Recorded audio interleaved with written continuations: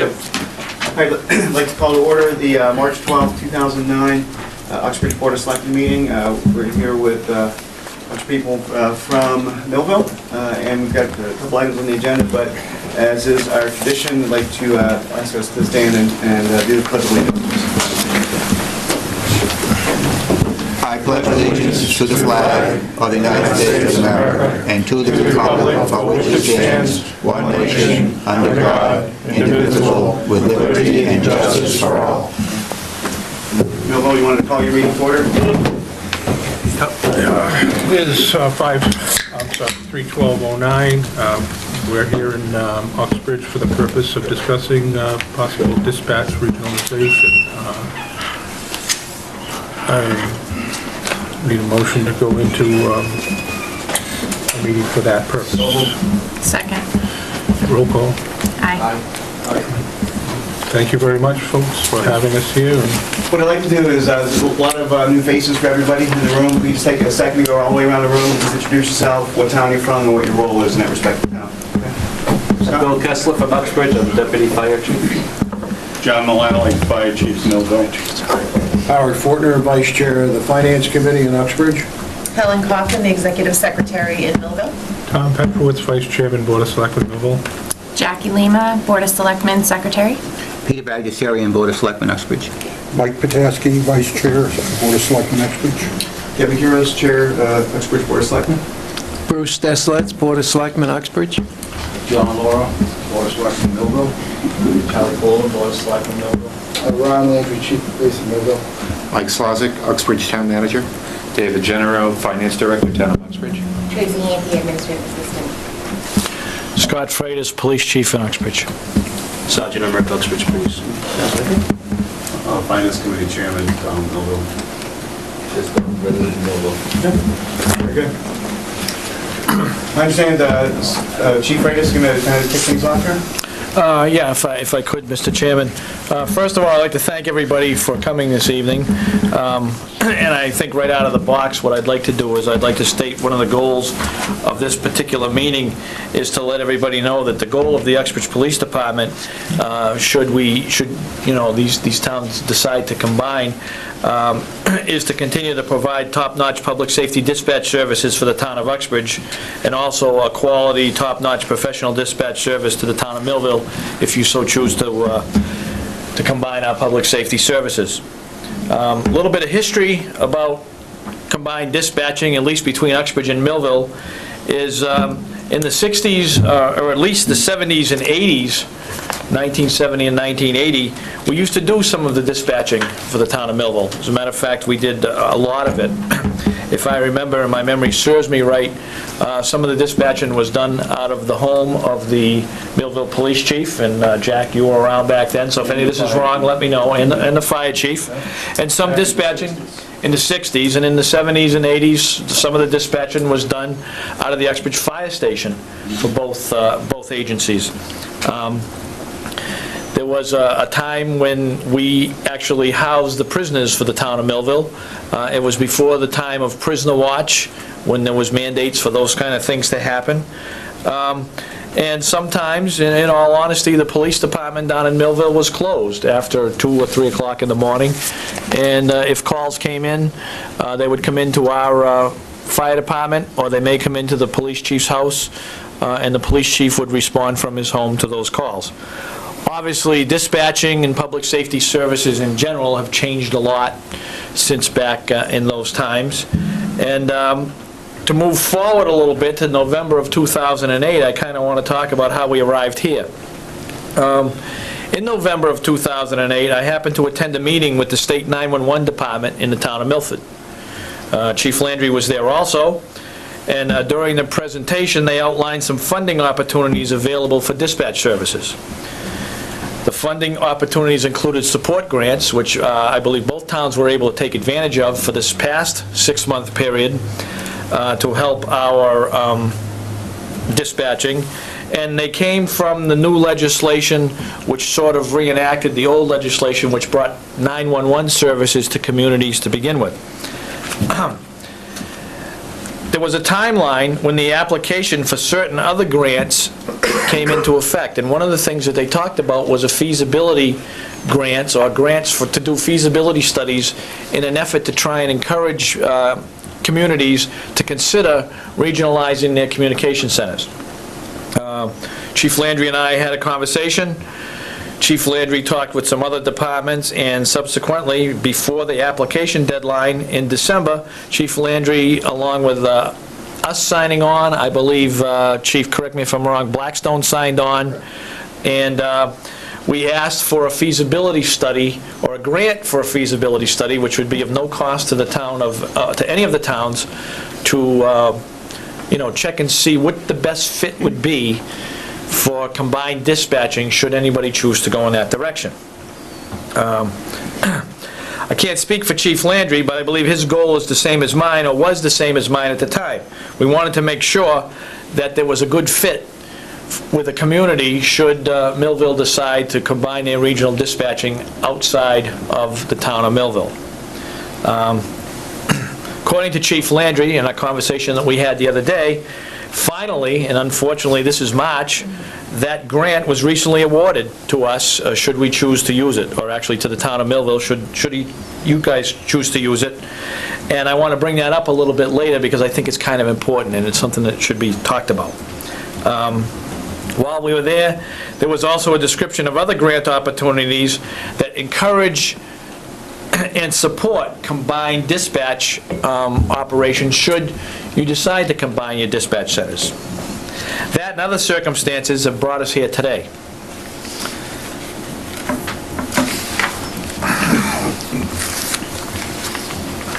I think it's important, however, to make you aware of what we do here at first and foremost, and how these services could potentially be integrated through combining the Millville dispatch with the Uxbridge dispatch. I'm going to turn the podium over at this time, or just a couple of minutes, to Sergeant Emmerich, who will quickly guide you through some PowerPoint slides relative to that information. Then I want to come back and talk a little bit about some feasibility issues, and then we'll take questions from anybody here who has them, and we'll try to answer them for you in as concise a way as possible. After that, we'll be more than happy to give the Board of Selectmen a tour of the facility, because obviously we're right adjacent to it right now, and answer any other potential questions you may have about our dispatch service, et cetera, if you choose to ask them then. And of course, the Board of Selectmen from Uxbridge is willing to attend that also, or you can carry on with the rest of the business that's on your agenda tonight, because I know you do have some other things in there. We'll probably attend the tour and then we'll stay after. Certainly up to you folks in whatever order you want to do it, okay? So without further ado, Sergeant Emmerich.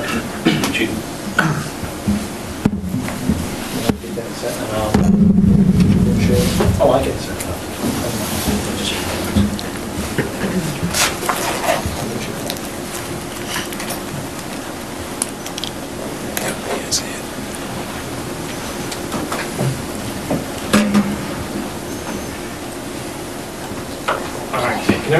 Am I blocking anybody's view? No, we're all set. I'll try to keep my head still. A little bit about our dispatching. As you can see, we have two positions that are capable of transmitting and receiving 911 calls, handling all of our calls in the event of an emergency, and our general business. I do have some handouts here I'd like to pass around. It's basically an overview of the slides. Actually, I'll just put them up here.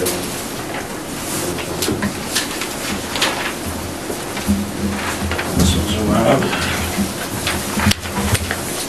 Our system is currently configured with 8 radio channels, 4 general business telephone lines, 2 911 positions, 2 CAD systems, CAD meaning computer-aided dispatch, and 1 CJIS terminal, criminal justice terminal, that is. It's located here on the west side of the building. It's encompassed in a bulletproof area that's climate controlled and secure from public access, and as part of our certification program for the Massachusetts Accreditation Commission, passed in flying colors 2 audits that were done. Next slide. Question, Peter. You had 2 positions for all calls and then 2 more positions for 911, and 2 are these all combined? There are 2 positions that are completely combined. There are 8 radio channels on one, 2 telephones, a mapping system, and the same is duplicated on the opposite side, shy of one of the console So positions that we the have. other 2 So, positions listed further down your list were combined with the others? I mean, you have Combined 2 with the others, You have right. 2 positions that can do everything? 2 positions that we Okay. do everything. Services, of course, fire, EMS, animal control, emergency management. We do records management for all of those within our facility. The dispatcher handles the walk-in service, and again, distributes that amongst the needed personnel. We do prisoner housing, surveillance, and transport. The transport is not done by the dispatchers, but once again, they're responsible and accountable for surveillance and monitoring the activity that goes on. It may be just one officer in the station when that occurs, and again, it's something that takes their attention away. We have the Are You OK system, which is a system that calls our seniors within the community on a morning basis and verifies their well-being. It's a computer-generated program. Again, you'll see that in the office as we go through. Sergeant, I've got one question for you. On the prisoner surveillance, are we just guarding our own prisoners now, just in Correct. Uxbridge, or we're not, no other towns? No other towns. Okay. Just curious. Our staffing, we have 4 full-time employees, 8 part-time employees, 12 police officers cross-trained for call answering, and IT and radio support. When we talk about our 4 full-time employees, we have 2 that have almost 10 years of service and 1 with over 15. We have 8 part-time employees with a long history. When I say a long history, we've trained a lot of the employees that you see in other dispatch facilities around the area. We've been kind of a learning facility for a lot of these neighboring communities, and you'll hear a lot of police officers also come through our program. Our program is very intensive. We spend a lot of time documenting the process as people progress through the system. Once again, they're the gateway to the community. When they pick up that phone, it's Uxbridge Police Department or whatever community, if this should choose to be regionalized. And again, that reception that people get is the first impression they get of our community and of any community. And it's important that we deliver a good one. The IT support, computer and radio support, I believe we share with the town of Millville as well. We use the same vendor, making some of these issues very easy and very compatible when we talk about a merger. The facility was constructed in 2002. It has 3 adult male cells, 2 female cells, which are juvenile and handicap accessible. We have a booking room with a breath test machine and a live scan fingerprint. Live scan fingerprint, for those that don't know, is the ability to scan an arrestee's fingerprint and transmit them into the FBI for confirmation of identity.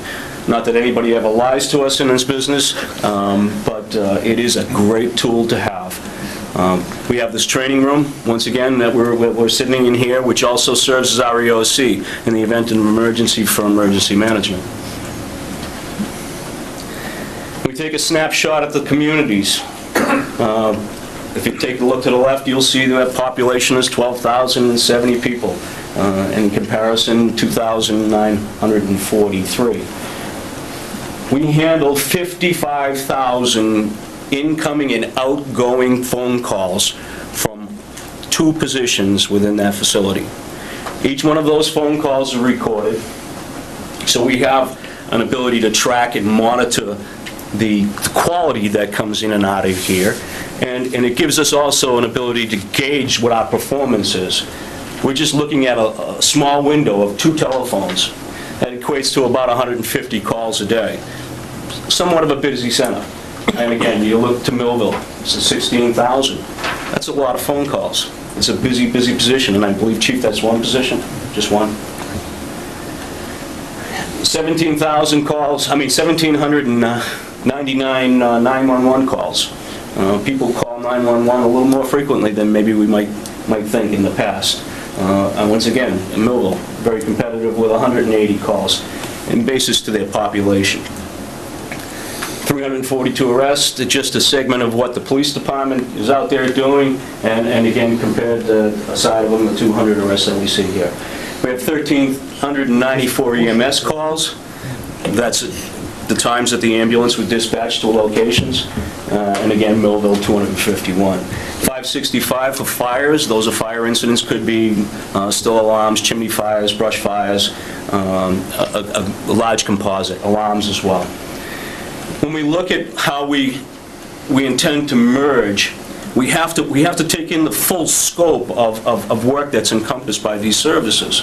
And though the numbers may look easily absorbed by a bigger department, we're on or by a smaller department, we're on a threshold with our department that puts us in a very difficult position to say, come right in here tomorrow and we'll start your dispatching. Because we are a busy department. We do have a lot going on. We do provide a quality service, a great service, I believe, to the community. And again, it's also given by the fact that we've had award-winning, nationally recognized dispatchers working in this facility. And again, it's just an opportunity to promote and open that culture up to another community and to regionalize that aspect.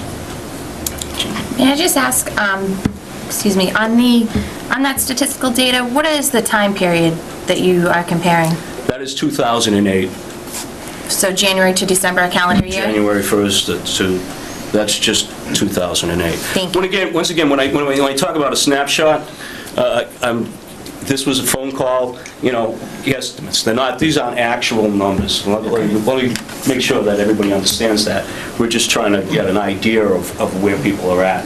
Pete, how are you defining your general business calls? Our general business calls are anything that comes in to our facility. They're not actual numbers. And anything that goes out So if through recorded lines. Those are only those two working positions. We still have 14 other phone calls and the phones in this facility for each room that's in existence that are not recorded. Those are actual recorded phone conversations. I guess I'm struck, the numbers are more notional than actual then, because the number of arrests as percent of population in Uxbridge compared to those in Millville really stands out. I'm wondering what sort of... Well, I think we were almost in the 500 range last year. Oh, really? Okay. Again, when you talk about things like that, there may be more motor vehicle interdiction. Okay. Versus our disturbance calls or larceny complaints, or when you do the logistics of how we justify and arrive at arrests, they're criminal prosecutions in court is basically what it comes down to. And with 5 cells, do you ever get standing room only in there? Will you sort of pack them in 2 or 3 to a cell? what's in a great file? Do you? Yeah. Oh, okay. Yeah. It's Peter, can you go back and explain that the notion that these are not actual numbers? I don't follow that. when I say they're not actual numbers, and when we talk about the number of EMS, I got 251. That was from a phone call to the dispatch. If the dispatcher constructed those numbers out of a database that was that said these were the number of EMS calls that we did, and only 230 of them were actual runs for the ambulance, but they're listed in the system as being, the criteria for any time you run statistics leaves a lot to be Okay, desired but as far as you know, the numbers represent reality. These are, yes. Okay. These are the most current numbers that I Okay. have.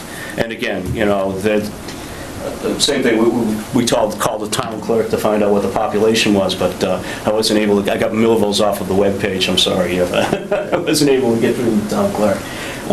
And again, that might not be accurate, but it was accurate for, I believe, 2007. It's close. Okay. And that's why I'm saying they're not actuals. The 55,000 number is 55,463, I believe, when I did run it. And the 16,000, of course, that came from the chief was what he reported for his business calls. So when we look at this criteria, that's just a snapshot, though. You know, we also have to look at what the radio transmissions that are going on out in the community, how those radio transmissions are conveyed, how we deal with expediting the fire process, what kind of records are going on out in the street, how many MDTs, those are mobile data terminals that police officers have out in the cruisers, how much the ambulance service, if they're using electronic remote reporting, comes into play. And all of these things are factors in the workload for the two people that sit, or the one person right now, that sits behind that desk. And as we go through this process, the complexities that are presented through a number of different issues tend to compound. And again, when we get into the next phase of this, and as we talk about feasibility, it's always important to take a good look at what we're doing for a service and how we can streamline to make it economical and how we can make it better IT-wise, informational-wise, and service-wise to the receivers or the stakeholders of our communities. Next slide, if anybody else. And again, I kind of talked a little bit about, you know, the transitional costs, sustaining costs that may be associated, the contingency costs. Once again, these are the things that we took into perspective when we thought about putting tonight's presentation on. When we talk about actual numbers, I'm going to default the floor to the chief here. We've had some discussion on this, but again, it's very, very premature in its origins.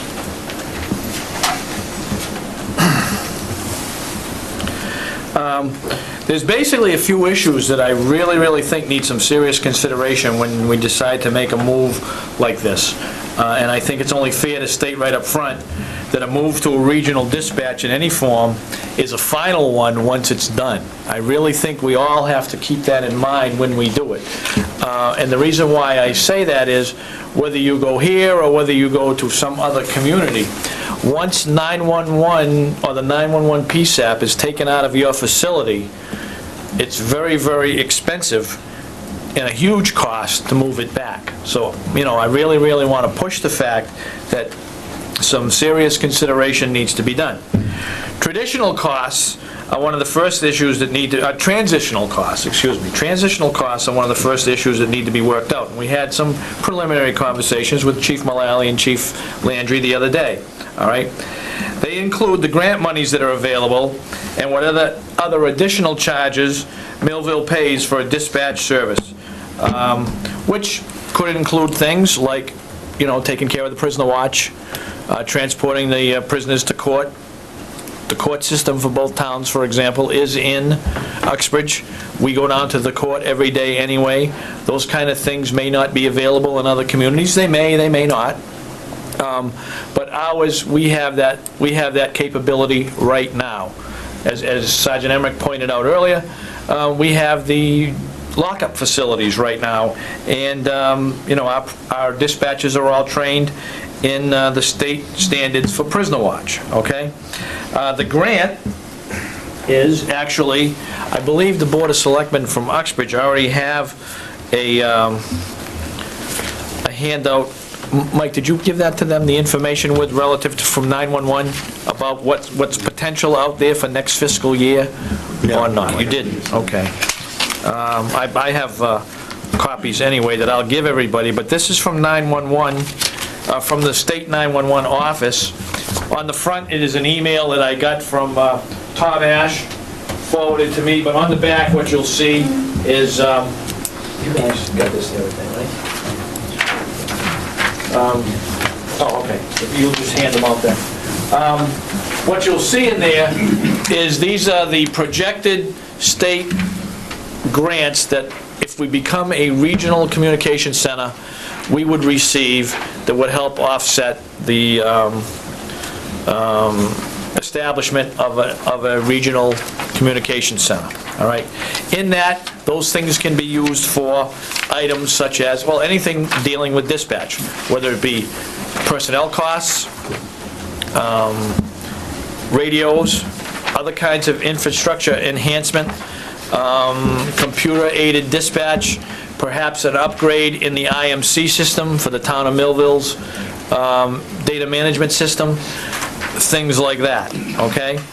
They also can be used for things, and I know that this will probably come up, and it was mentioned the other day, for things like heat and such. This dispatch center has to be heated anyway. It's not my goal to sit back and use the money to pay for the heat and such. It's going to be heated anyway, and the lights are going to have to be turned on. But that chunk of money there actually has a couple of points to it. If you look across the table, there's a support grant to the tune of about $30,000. And there's also a RECC number, I think it says RECC, of about 159. Those are available to us to use to help in the transition, I think, in the first year of getting this to become a workable solution. However, having said that, I think it's also important to note that in the future, what we have to look at is sustaining costs, because that's the first year.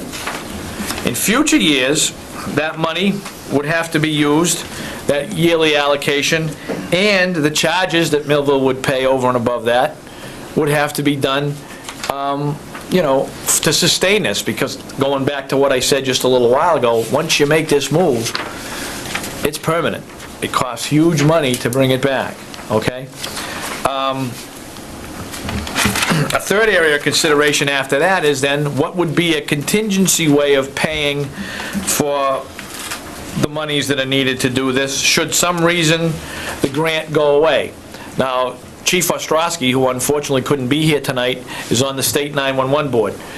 He actually has some insight into a lot of this.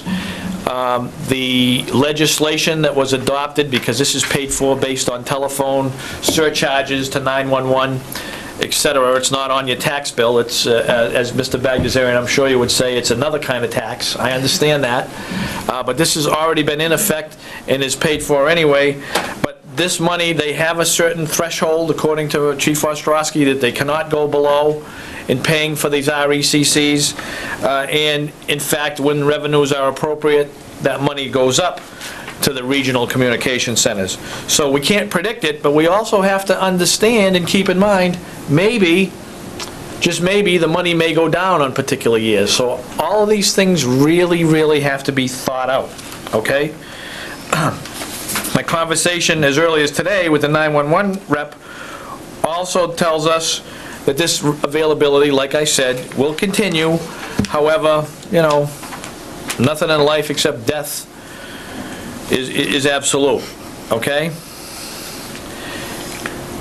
I believe we can be a competitive, we can be competitive with any other agencies relative to a regional communication center if in fact you people choose to come with us, and we can give a competitive price, okay? We can get the job done. I do, however, think that to obtain really hard numbers and answer some of the really hard questions that may come up, and even came up in some conversations the other day, it may behoove us to have this feasibility study go to work and utilize it to get a real outside, unbiased opinion and have someone look at it with an objective eye. Chief Ostrowski, as early as today, looked into the availability of consultants that are already on the state payroll. He has connections in the Executive Office of Public Safety that he has reached out to. He knows some consultants that are out there that aren't on contract yet but can be put up reasonably quickly.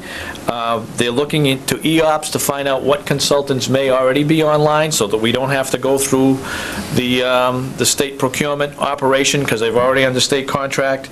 And I know there's also an aggressive timeline, all right? But I also want everybody to consider making sure that the quality of service delivered to the communities is of utmost importance. And if we're going to do it, we need to absolutely do it right. With that, I think we'll take any questions that you have relative to any of the specifics that you might be thinking about, and we'll do our best to answer them for you. I have a question. Go ahead. I don't know why we're here, because it sounds like there are more unanswered questions than answered questions. I think it's a given if we see that something makes sense for Uxbridge and Millville, then it's worth pursuing. But from what I've heard, unless I'm misunderstanding something, we really at this point don't know if it's going to be worth pursuing. Well, my response to that, I guess, on the front side is you have, Millville, I think, is entitled to know what we have here and what we can offer, which is part of the tour and about this kind of stuff. Okay.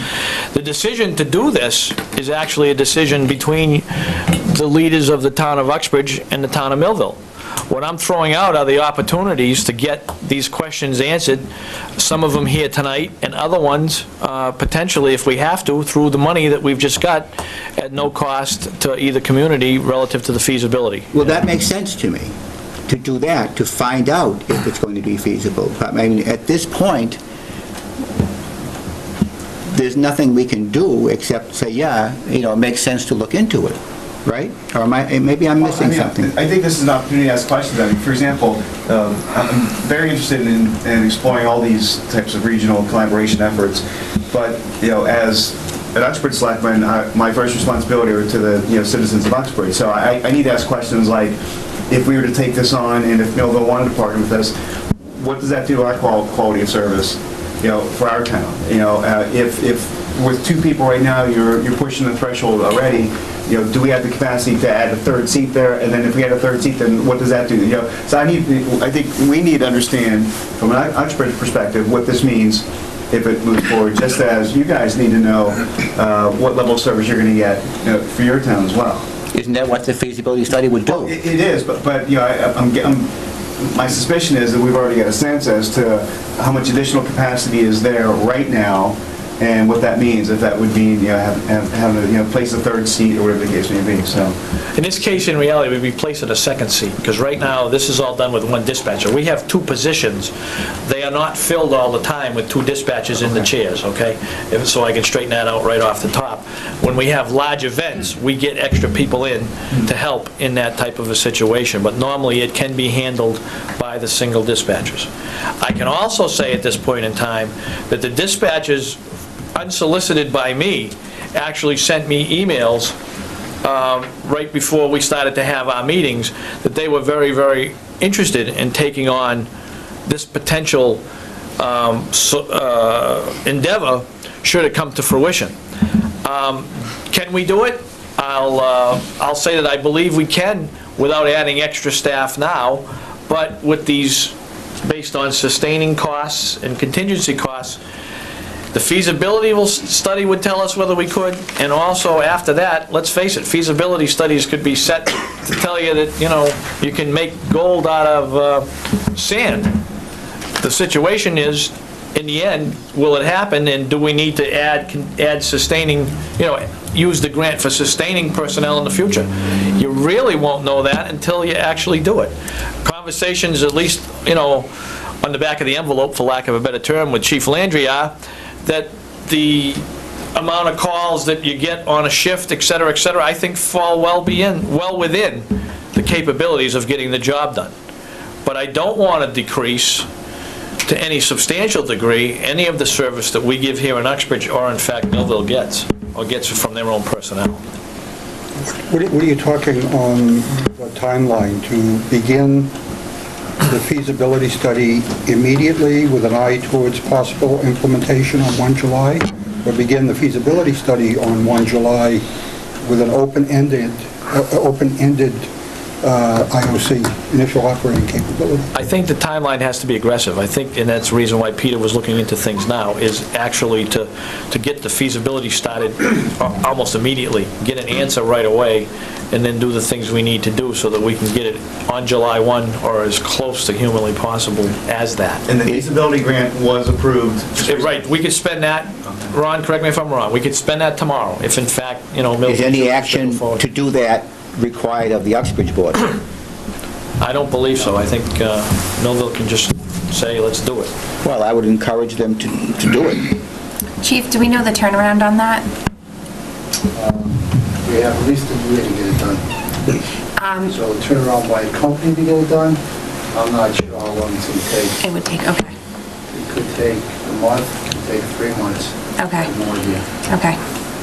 Chief is... Chief Ostrowski, I'll answer your question. Chief Ostrowski is, like I said, looking into that situation right now. Unfortunately, he couldn't be here tonight, and so I can't give you an answer. Yes, sir. Just off the top of my head, just something I've heard that I don't totally understand as far as, frequency differences between Millville and Uxbridge. I believe there's some differences in, that could totally, seriously increase the transition charges. So basically, like if we were to merge, that there'd be something that would have to take place in order to make it viable to communicate. Peter, when we talk about frequencies, if you notice that we had 8 positions listed, I believe, 7 or 8 radios that we use. Millville also has 5. If you're looking at 1 dispatcher or potentially 1.5 dispatchers monitoring 12 radio frequencies, the workload there doesn't seem to be comparable to what's necessary for the job. Because essentially we're 4 agencies. You know, we're police, fire, EMS, and it's much easier to manage if we were all on a same radio frequency. When we talk about that, there's FCC regulations, there's logistical issues with cars, with our infrastructure, with your infrastructure. There are a number of things that we need to examine, propagation study possibly. I'm not saying that's necessary. What I am saying is there are ways around it, but when we talk about this, it involves money and it does involve some time. But we're not nearly as compatible as we'd like, that we probably would like to be at this time, as we may be with other communities. That's what my concern is. You have a low band system out there, and we also have a low band system in our place. You have a high band system for your government network, and we have a VHF system, which is not compatible with what you have. Right, but that'd be part of something that would have to be rectified in order to make this thing work. Correct. All of the programming for the vehicles and all of the programming for the station, all has to be taken into consideration. There are PL tones, private line communication tones that extend beyond in the mutual aid network. There are encoder tones that you use to activate your fire ambulance, and I'm not sure what else you have on your encoded tones. That would also have to be transferred and considered when we do this. The idea here when we talk about doing these merges is to make it as streamlined a system as possible. Unfortunately, once again, when we talk about putting a configuration in place, we're not going to have a position that's totally Uxbridge and another one that's totally Millville. When we talk about these kinds of configurations, we all do the same job, is basically what it means. And how we manage to make that work is, again, the issue that we discussed a little bit earlier about a governance committee comprised of chiefs of police and the stakeholders, is basically what it comes down to, on how we integrate that. But again, as the chief alluded to, the feasibility study in this regard would be a tremendous help, because again, it puts everything in perspective when we talk about incompatibilities and compatibilities. When we talk about moving computer networks, we're talking about secured networks. We're not talking about internet access. We're not, these are secure VPNs. These are areas that are monitored and controlled by federal regulation and state regulation as well. So again, when we look at those kinds of things, it's not just a hop, skip, and a jump into, a network connection to make this viable change. And those things take, unfortunately, time, and they also take some money. So we do have, however, probably at least a third, just on the back of an envelope thought, relative to the grant money that we would be getting the first year. At least a third, if not more, would go towards that kind of changeover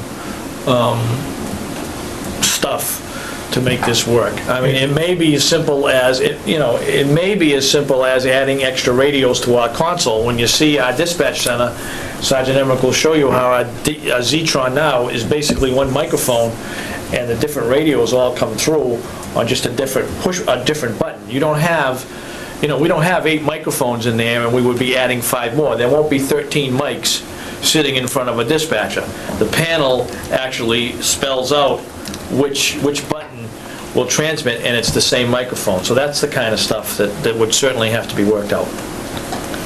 I'd like to ask, like the Uxbridge Board of Selectmen said that number one priority would be, for me, service for Millville residents. Absolutely. And making sure, that our residents aren't losing anything.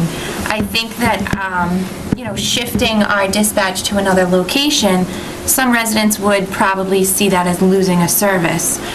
What would your take be on, would we maintain our building? Would we keep our building open? Would we lock up our building and no one goes in? Maybe just your take on how our building would actually operate. I would defer that to Chief Landry because it's something his purview. Our function would be to provide the dispatching service, so when emergency calls came in, and at downtime, should he close the station, business, calls come in on the non-emergency line, we get the personnel to their house, whatever, or to their station as requested. We plan on opening the building 24/7. That's not going to change. What's going to change is when there's no dispatcher in the building, when someone walks in, they'll be speaking to a monitor or a telephone, speaking directly to the dispatcher in Uxbridge or the other hosting community. Okay. So, and that would be okay with this host community and... well, that's absolutely. That's not really determined by the hosting community. That's not determined by us. Oh, okay. No one can dictate how we're going to operate our station. Okay.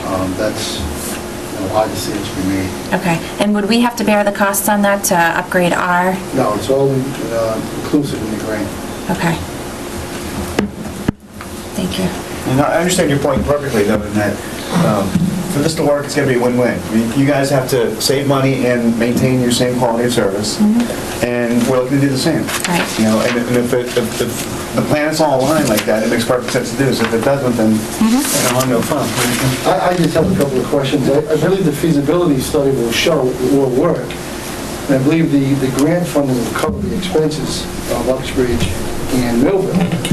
One of my main concerns is the allocation of the funds and the appropriations of the funds and the management of the funds. As you know, the grant allows the operating expenses to be deducted from that grant. As you mentioned previously, you can deduct the heat, percentage of heat, electric, telephone, so on and so forth from that grant. I'd like to know if it's the intention of Uxbridge to make those deductions from that grant prior to using that money for the actual dispatch center. My intent right now, if you folks were to merge with us, would be to use that money for the cost of personnel in the dispatch center, and certainly it won't cover all the cost of all the dispatchers, and for other things like we had mentioned earlier, getting the radios up to snuff, et cetera, et cetera. We're going to have to, if we just dispatch ourselves, or if we eventually someday have Northbridge come in, or Douglas, or wherever, just throwing that out, the building is going to have to be heated anyway. That's part of our cost regardless. We're not going to use that to offset, especially when we need that money to deal with the dispatch costs and equipment costs, and equipment maintenance, and et cetera, et cetera. In theory, you're right, but that decision really doesn't come from us. That decision comes from the Board of Selectmen. And they're the ones that are going to dictate how that money's used and how that money's spent. So I would like to hear that from the board, that their intention is not to take some of those funds to cover their operating expenses.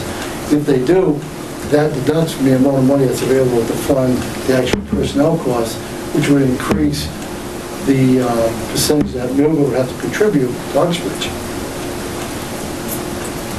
Can I give a shot at that? Yeah, right. In Uxbridge, currently, we try to look at the actual costs of operating the various departments in the town. For instance, different departments pay for water and sewer.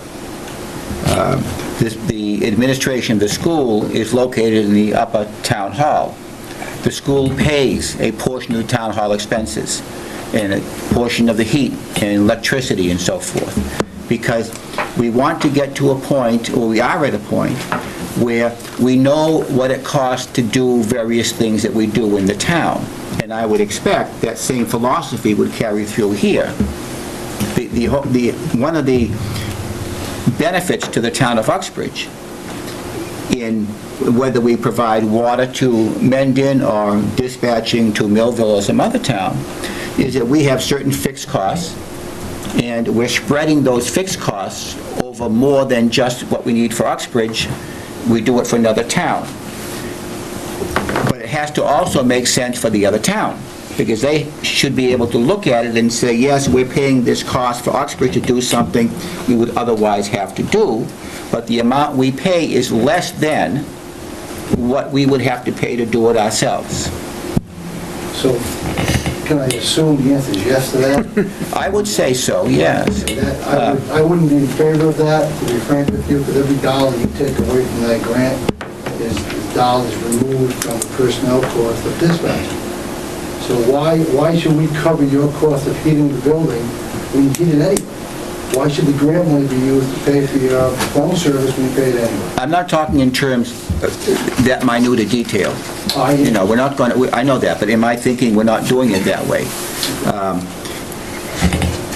If our dispatchers are going to be answering calls from your town, it's fair and equitable that your town should pay some of the costs of our dispatchers. Isn't that? Well, what I'm asking you is operating costs or personnel costs? That's what I'm asking. A portion of all the costs, I would assume, unless other members have a different idea. That's the issue I want to get into. Okay. It's not simply the personnel costs, it's the operating costs as well. I would, yeah, because it's a, yeah. Would you prorate those costs based on populations of... You'd have to find some equitable way of doing it that's judged by both sides as being fair and equitable. It has to make sense to both sides. If it doesn't make sense, it shouldn't be done. Because in that situation like that, it doesn't last. One side or the other gets, hey, I'm not getting a good deal here. Be more clear, though, about the grant money, because I think that was the fundamental question.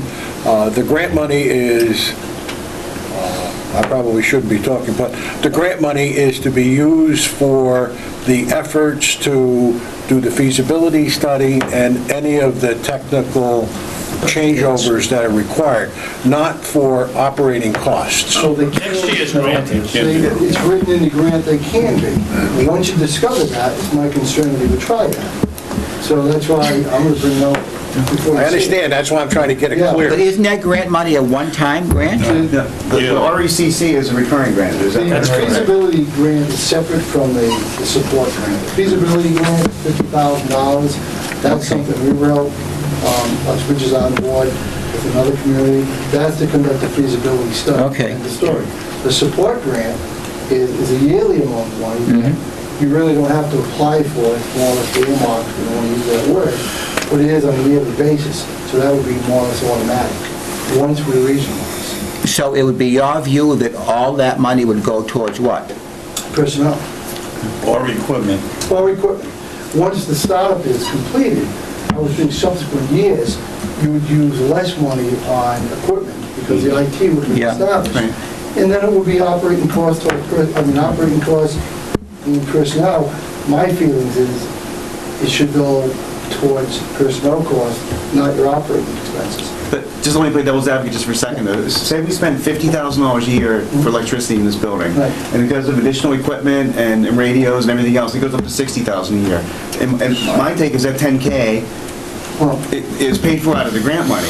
The 911 system, basically what you have is what you're going to have when we regionalize too. That's not changed. Okay. They may add additional hard drive space and things like that, but I don't expect your cost to go up. Well, I'm just making the numbers up. I'm just saying. Other than personnel, right, Chief? Because they may have to hire additional people. The chief may find it necessary on Friday night to have 2 people, or Saturday night to have 2 people.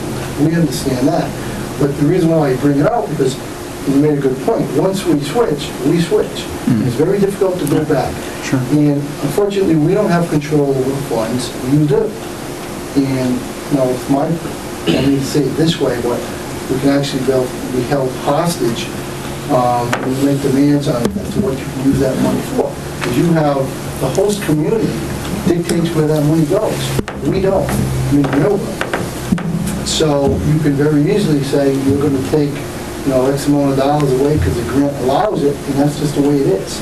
But all that should be spelled out in the agreement between the towns. Exactly, but I want to know your philosophy before we go down. Okay. Yeah, this Now, is let me ask you the about- first time we've discussed this, so You're we've not... telling me you're going to be subtracting grant money for your operating costs. My suggestion to Millville, my recommendation would be no. I'm not telling you that specifically. What I'm telling you is how we operate within the town of Right, Uxbridge. that's how I understand. You see? Now, you mentioned 911. Do you currently have 911 dispatching? Everyone does. Okay.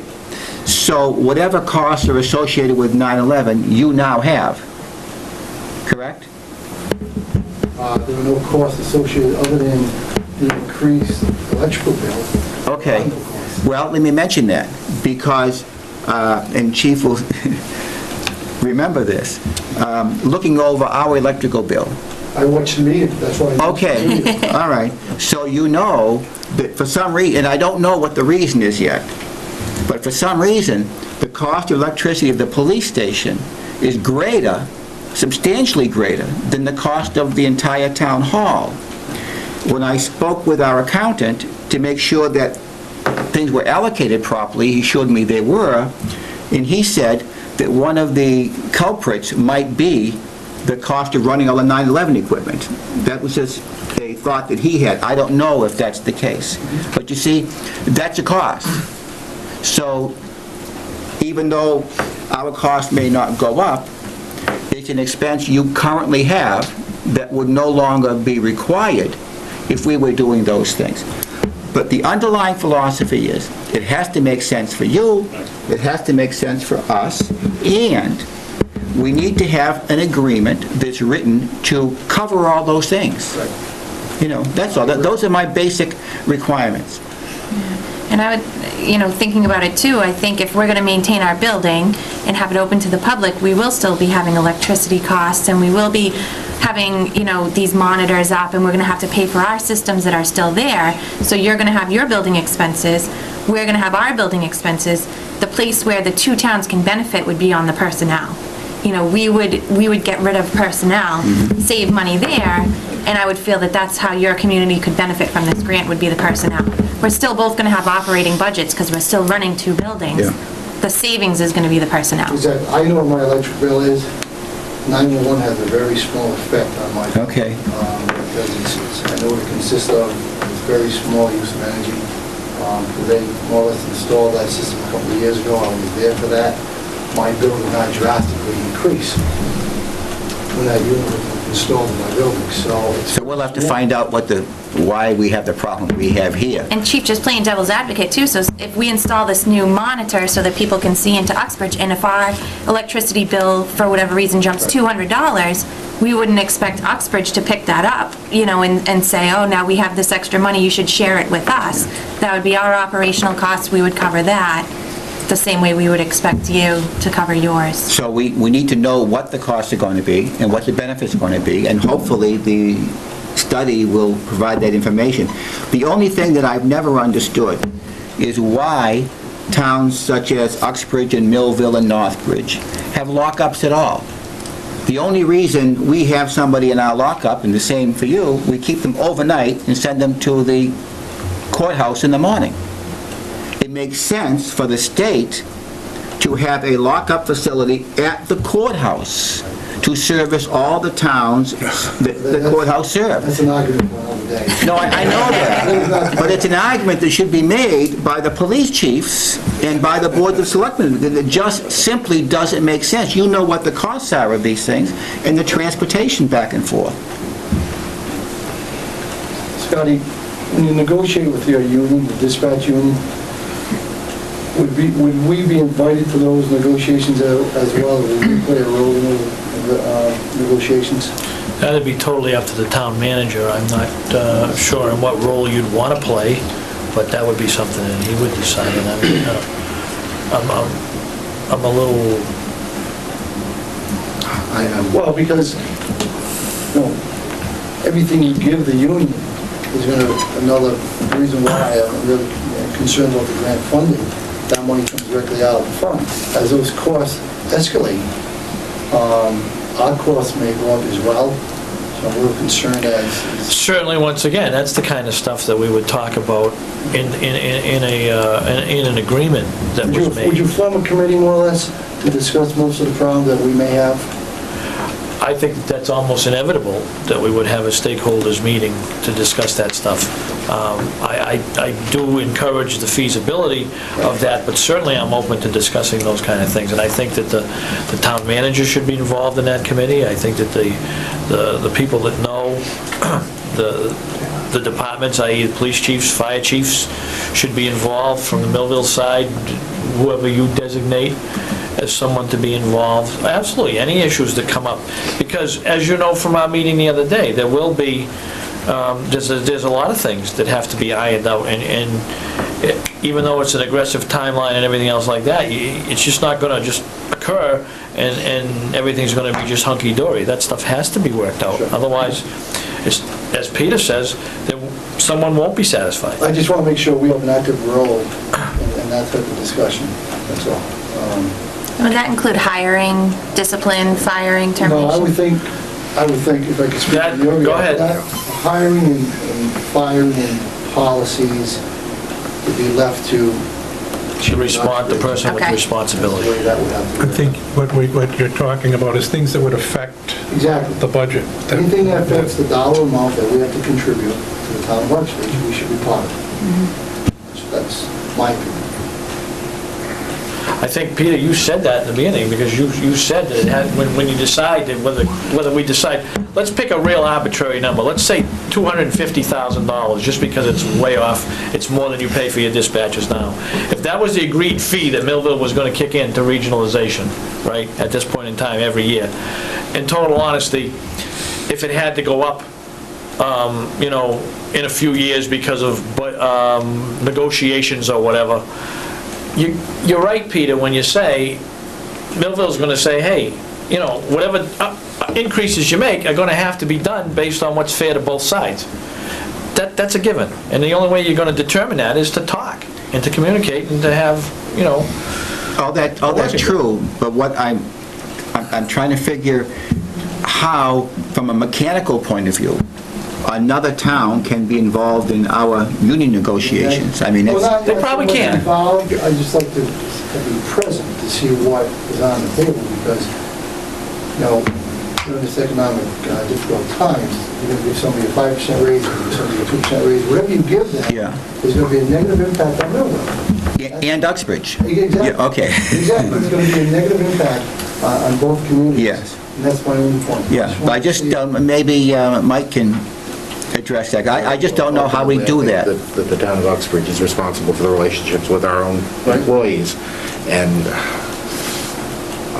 I think it can be structured so that I don't know that there's going to be a direct link, that a pass-through, as it were, if we give our employees a 1 or 2% raise, that it's going to directly pass through to you. I think we're going to have a negotiated figure, and it'll be subject to periodic negotiation, but it will not be directly linked. Do you know what your budget is for dispatches? Just for salary? Full-time salary. Full-time salary would be approximately, for all of them, would be, just for the full-time dispatches, about $160,000. Now, you have to add in part-time dispatchers, overtime and such like that. That's certainly going to add to that. I would add about $25,000 more in that. Now, that doesn't include any of the other benefits, retirement. 185 more or less. That's not totally accurate, but that's a ballpark figure. But realistically, once the program's up and running, the grant money could more or less drastically, if not totally, eliminate all your personnel costs when it comes to dispatches. Very close to it. The reason why I'm saying that is you've got to consider that when you determine what you want to charge Millville. Okay. You know what I'm saying? If your personnel costs are at net zero, I wouldn't expect you to charge Millville $50,000 to what? That's right. Absolutely. No, we understand that. I do anyway. Now, my understanding is there's another option being explored within the Commonwealth. Up on the North Shore, there's like 6 communities that have gotten together. They've moved their dispatch personnel under the sheriff's office. They just got a grant today for $4.6 million to construct. Right, so their fusion center or call center, whatever they're calling it, dispatch center, the people that staff that will actually be on the Essex County Sheriff's budget and not on any of the town's budgets. Right, and then each of the towns, almost like a regional school system, each of the towns then pays into the dispatch In function. reality, they may not have to contribute at all. Depending on where the grant money comes in, which means all of us are paying for it, then this is really what it comes down to. Yeah, but is that an option that we can explore as well? I don't want to presuppose anything. I think we need to get that option on the table as we go through the consulting study. I think what you have to consider there is that was precipitated by the Essex County Sheriff. As I read that, Peter Szlosek actually has the feasibility study. That's been in the process for 4 years, Kevin. They've been working on that for 4 years, and he has a copy of their investigation. One of the things that you have to keep in mind, from what I've read, it's more than just the few communities you mentioned. It's actually, as far as the 911 call center, it's a lot more, and it's very similar potentially to what they're going to do right now down in Barnstable County, where Barnstable County is going to take the 911 calls, and a lot of the departments, especially the bigger ones, like Salem and what's the town right next to Salem? I want to say Reading, but is that the no, the big town just before you go into Salem. I think it's Reading, right? They have huge departments. They're going to be part of this, but they're still going to have people in their station 24/7, probably police officers. Down on the Cape, what happens is when they turn this over on the 1st of July, is all the calls are going to come into the Cape, the Barnstable County Fire Dispatch Center, 911 calls, and if they're a police call, they're going to get routed very much like in Rhode Island, where they then go to the police department in the community, so they're going to have someone sit there. Personally, that's not a savings, in my estimation. What happens then is you take a police officer off the street, or you put another civilian here to pick up the phone after it goes to them, and they route it over here. The other costs that come up with that is something that I probably wanted to finish this conversation on, is relative to some of the ancillary services that we can provide in Uxbridge because we're in the same court district. And that is, we have a lockup, we have cells, we can provide prisoner watch where if you close and go somewhere else that doesn't have that capability, what happens then is, when you have prisoners that you have to keep for whatever reason, because if they violate a restraining order, they can't get bailed, we're stuck.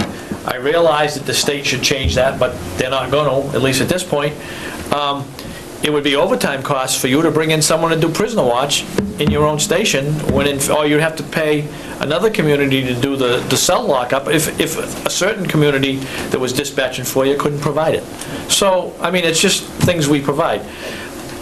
I see what you're saying on that North Shore thing, but it's a complex issue. It's a lot easier than just picking up the phone, calling a police officer on the radio, because I'm not sure that's totally just what they're doing. And a lot of the bigger towns that are involved in that collaboration of a dispatch center are still going to have someone sitting on the desk.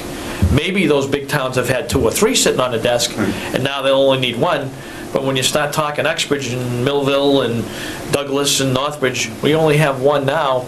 It's not necessarily going to change things. Again, I just throw it out there because I know there's more than one model for this. Yeah, there's a lot of models in the state right now. So. And I don't see Sheriff Glodis at this particular point in time, and I'm not trying to cast aspersions one way or the other or praise on the sheriff. He hasn't indicated at all even putting on the front burner a county lockup for the small towns that don't have lockups at all. That particular proposal's been floated about for 15 years, about a regional lockup done by the sheriff's department, where they'll come down, pick up prisoners, bring them, house them, bring them to court, et cetera, et cetera. And there's absolutely zero funding for that, and Sheriff Glodis has put that on the back burner. So I don't see that coming fast. Okay. I personally, I'd love to see Millville and Uxbridge get back together again and regionalize our dispatching. I think it can be worked out with the professionals and the study, and I really think it's a good idea, and I'm very open to it.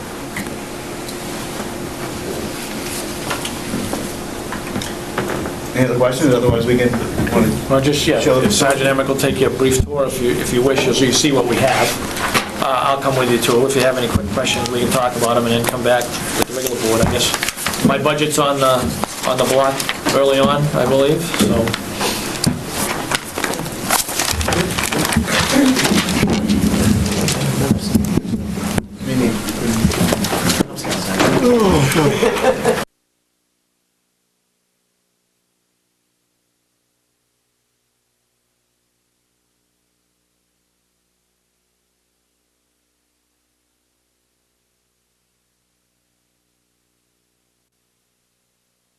That's why we need to get paid. All right, we're back after just touring the police station with the Villanelle contingency.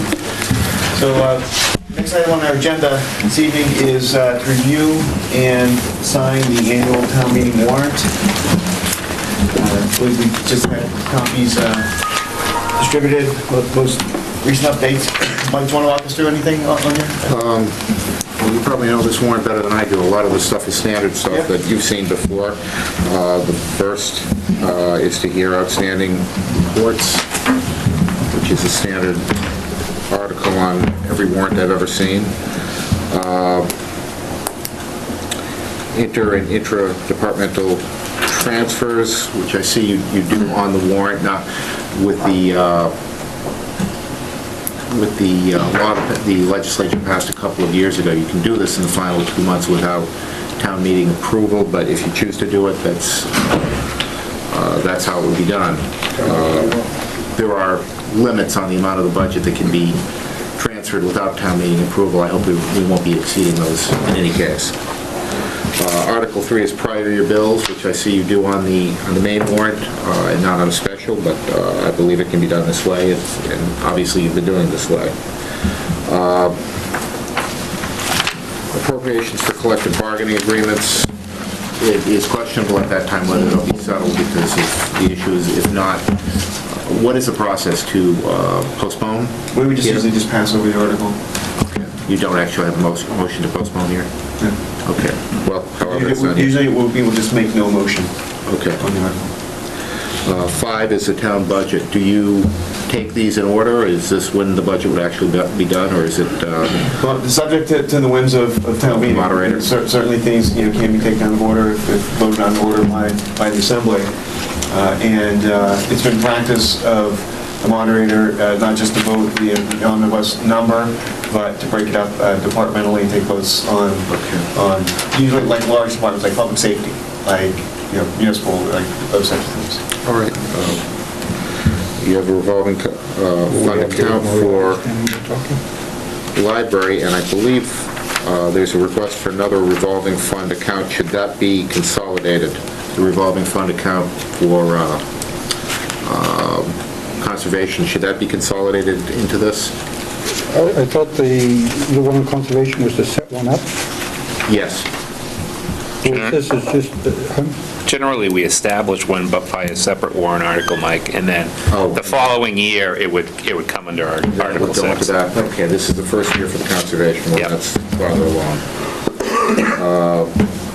Sewer Department Enterprise Fund budget needs to be established every year. Water Department Enterprise Fund and Ambulance Enterprise Fund budget. Obviously, that's not part of the omnibus budget. They have separate budgets. They have to be done separately. Cable access budget, and I believe we'll be looking towards turning that into an enterprise fund if that's possible. In subsequent years, right? In subsequent years. There's an appropriation to fund Good Shepherd School building rent, which will be from, that will have to come from stabilization, unfortunately. That is the only source of funds that we have right now. Again, the issue for the Cable Access Enterprise Fund.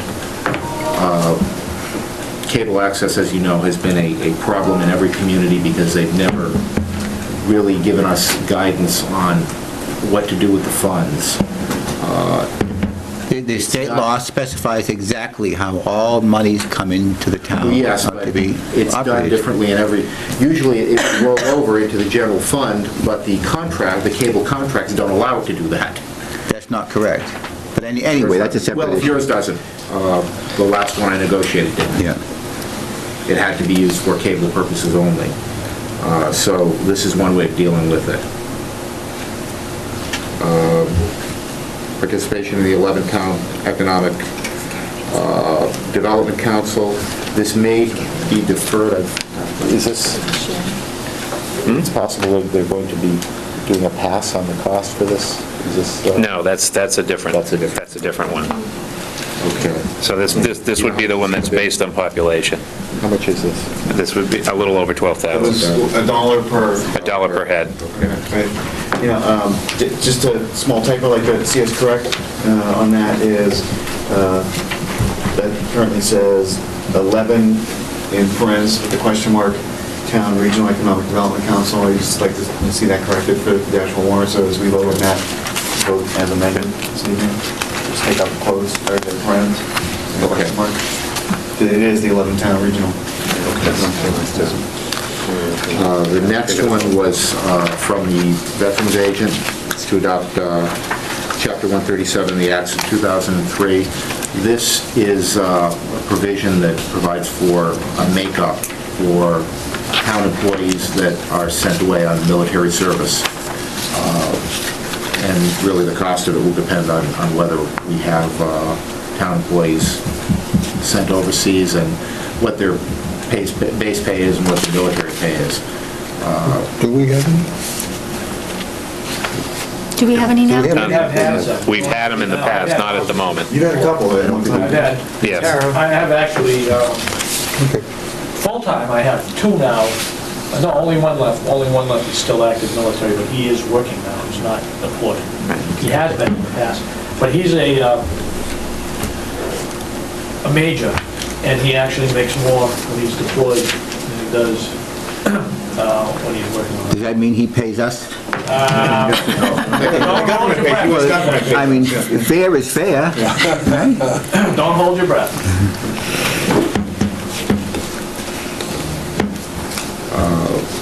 Funding of the assessor's revaluation account.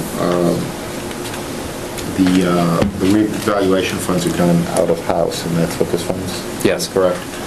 Yeah, it's the annual cost for the reval. You normally would see it within the budget.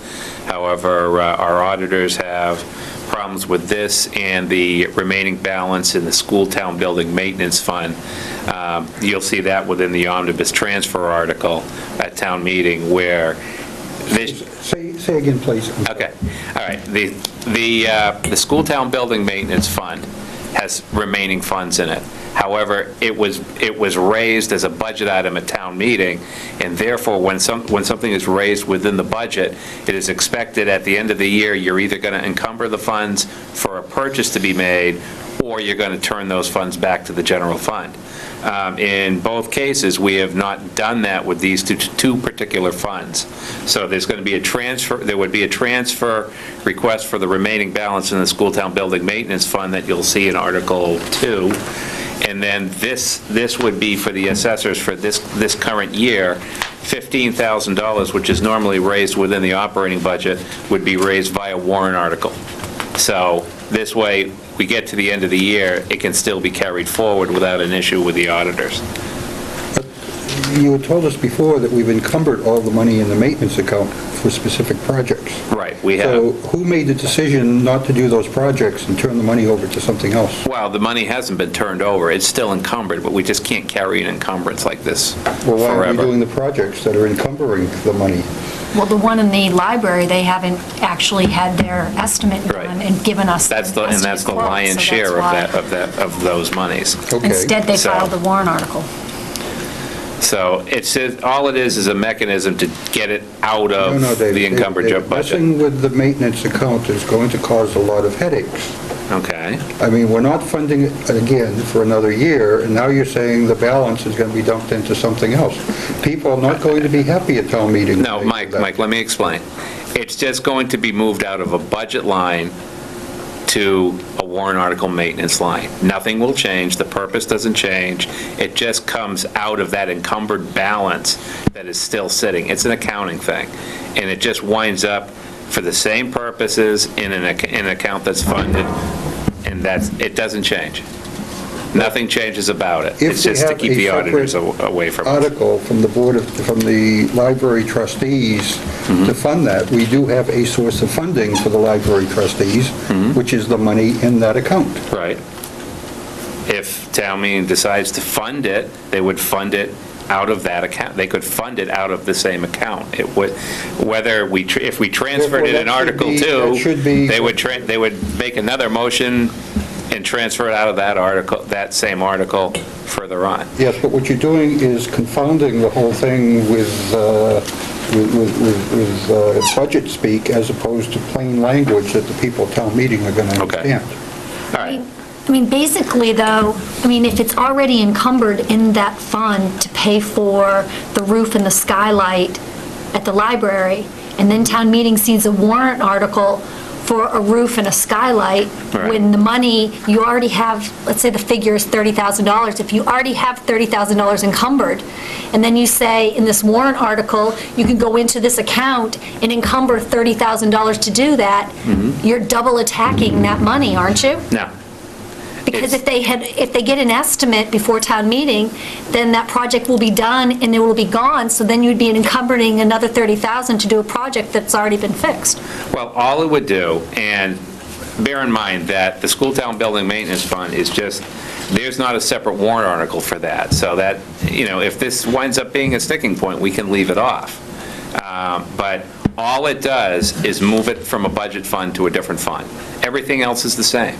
So that is where I had the same problem last time with one of these, where there's nothing filled in. We're asked to sign a blank check without knowing where the numbers are or anything else. You're verbally telling us where it is, but it's not in the document we're being asked to sign tonight. Okay, but you... So I'm not going to sign a document until it's in there. You have all these blank spaces. It's nothing, it's full blank space. There's no dollar figures filled in anywhere, right? Right. Well, the budget's not in there Have yet. you ever signed a document regarding numbers that didn't have the numbers filled in? I argued this the last time. Well, the whole thing is, all of the transfers have to be counted within the next month to get them in. Okay. Okay? But, and I would defer to Howard on this particular matter, because the whole thing is the board needs to sign a warrant at this particular point. We don't have all the information. The board is still going to be reviewing it. The board is still going to see all of those costs coming up beforehand, but procedurally, we need to have the warrant signed in order for the process If you to had start. sat there and told me that the money was going to be allocated to Article 20, 21, or 22, instead of to something else where it doesn't apply, I wouldn't be getting cranky.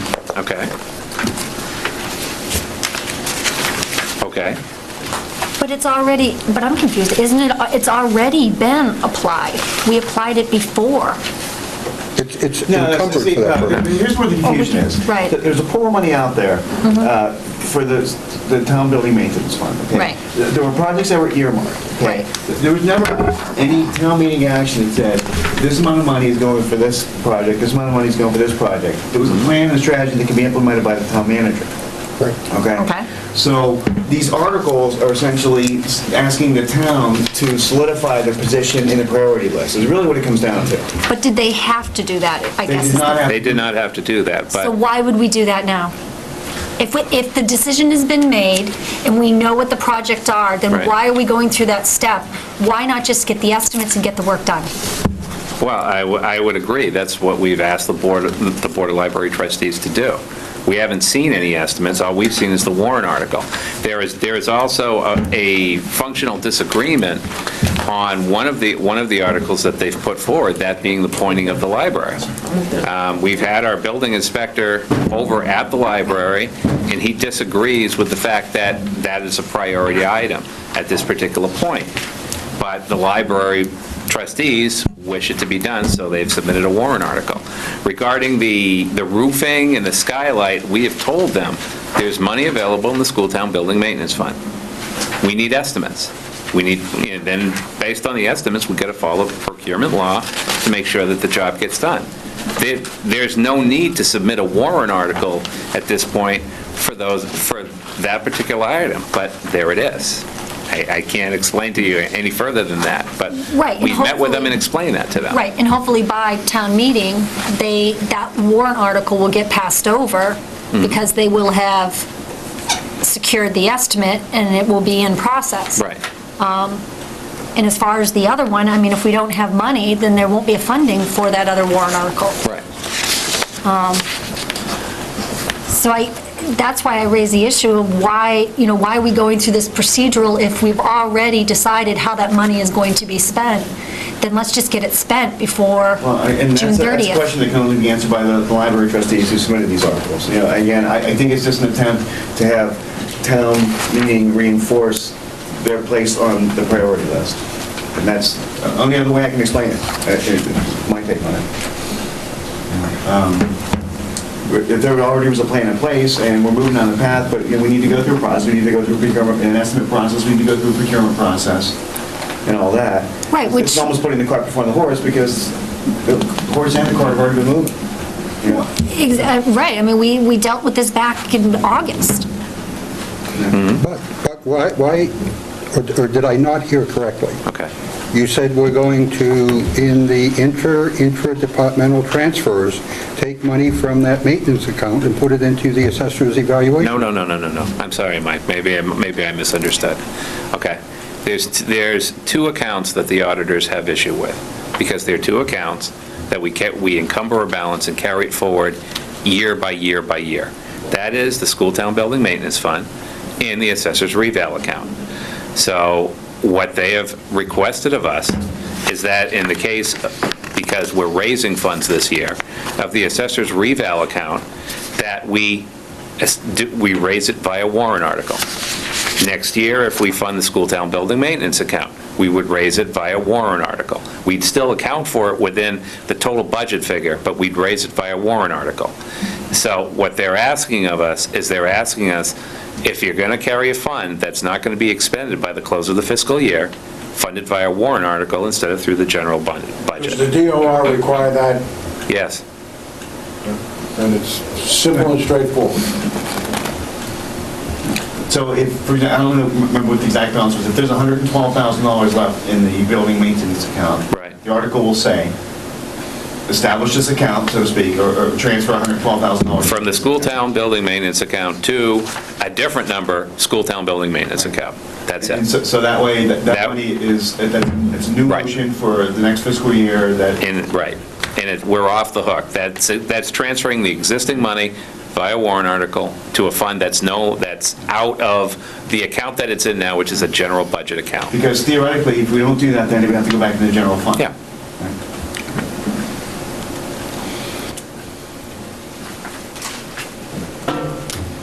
You okay now, Mike? Yeah. Okay. I'll find something else to get cranky about before we go along. Okay, so where were we? Article 16, appropriation to fund operating and capital assessment for Blackstone Valley Vocational. Typically, we do this within the budget, but they submit it every year, so I would ask that you would strike this article. It's already in the budget. We always put the assessment within all the budget documentation, everything. But every year, Dr. Fitzpatrick gives forward a warrant article in case we want to put it on the warrant. Okay, so let me ask you this. If we strike this, and the intent is, as we had discussed, to challenge it, then how do we challenge it if it's not a warrant article? We're actually at town meeting if, what did we say, there was 7? No, there was 12? 13. Thank you. 13 towns. So if the 13 towns don't put it on the warrant article and actually strike it down, then we don't have any leverage to go back to Dr. Fitzpatrick.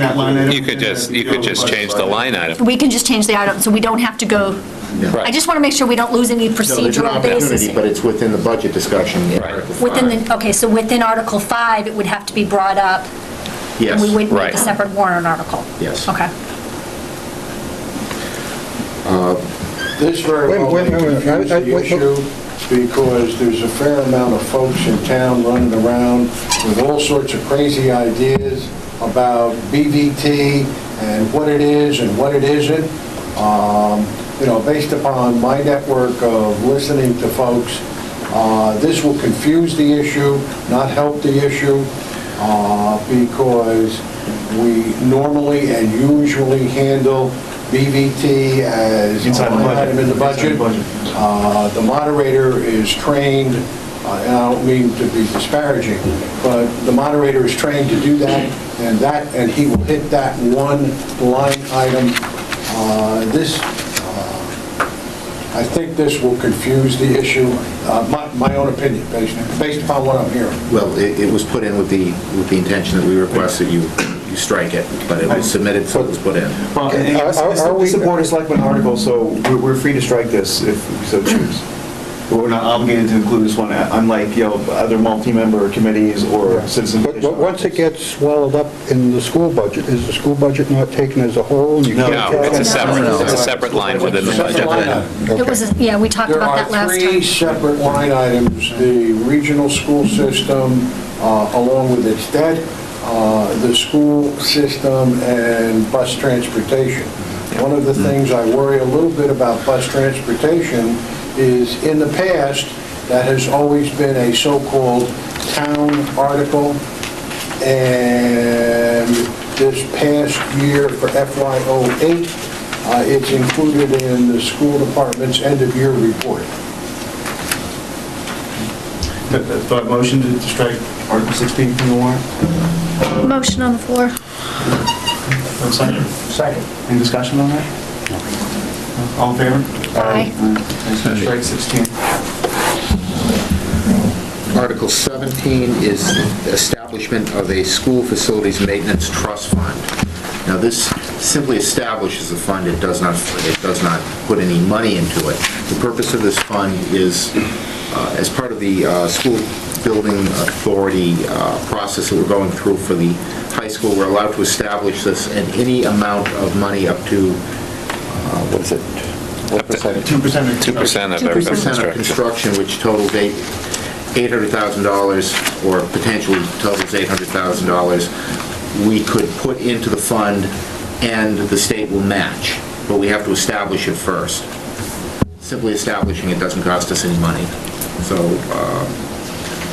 there's no downside right now to establishing it. We can determine later if we have the ability to fund it. It says 1% here, is that a typo then? The bonus would be awarded as matching funds up to 1% of the total. What's it say? Second line, Okay, but shouldn't that be true? That was 2, as far as I know. As far as we know, I think it's a typo. Even Don mentioned that at the Selectmen's meeting. Again, the commentary is not really an official part of the warrant. It's just provided as convenience. Right, So but we it's- have latitude. We'll make sure it's accurate. and correct yeah, those. okay. So we need to at least confirm that, because Don did say it was 2%. Yeah. Article 18 is to amend the zoning bylaws for the table of uses, and frankly, you can see this is pretty involved, and I would like something prepared for you that is a little easier to understand. And I asked Tracy at some point to highlight what the difference is. A lot of these are not changes, they're not brand new, but some of them are. You really need something that's easier to understand than this here, and I would like to see that prepared for a town meeting. Was there an actual vote of the ZBA to put this on? Yes, there was. There was. Last night. We need to get rid of the people who are on the ZBA. They have no idea what they're doing. Well, And it's not that this is not clear, it is clear. But it points out again, they do not know what they are doing.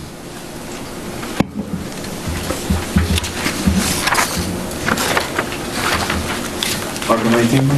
okay. They also do not include an industrial heading. They do include a C, agricultural use, D, commercial uses. There is no E, industrial. wasn't that... Not that it matters, I mean, it's their form, but... And there's also, The final one, the I, is industrial uses. there's also no such thing as exempt agricultural uses. Agriculture is not exempt from zoning.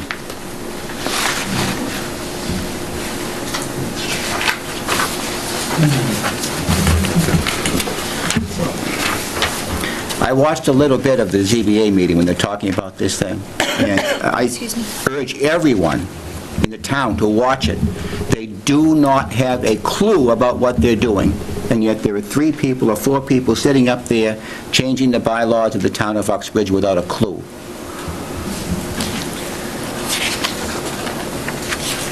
Article 19, vote to authorize a revolving fund for pond facilities maintenance. Should we discuss that tonight?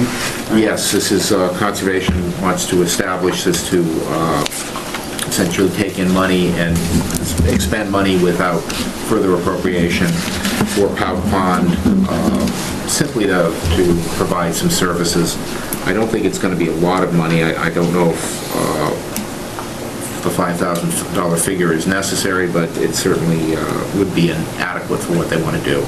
Well, I was surprised at the number of events that apparently are held there. I don't know that they're, I think the intention is to bring money in and then put it out almost as quickly as it... Yeah, no, I understand that part of it, but I was surprised that apparently they have a lot of functions there, more than what... Yeah, it is good. It's a really good thing. They still ought to charge $1 a pint for picking blueberries. No, we don't want anyone picking blueberries. This will have to be done every year. This is one of the revolving funds that would then be reestablished every year. 20 is a request of the library to fund, this one is for the roof, repairs on the roof, for the amount of $25,000. 21 is a request also from the library for repointing of the brick, the sum of $75,000. Tracy, I think there's a typo in 20. It should be 1893 in the commentary instead of 1983.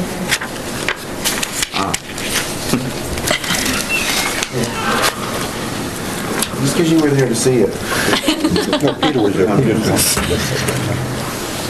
22 is a third request, and this is for painting of trim and repair of rotted windowsills at the library.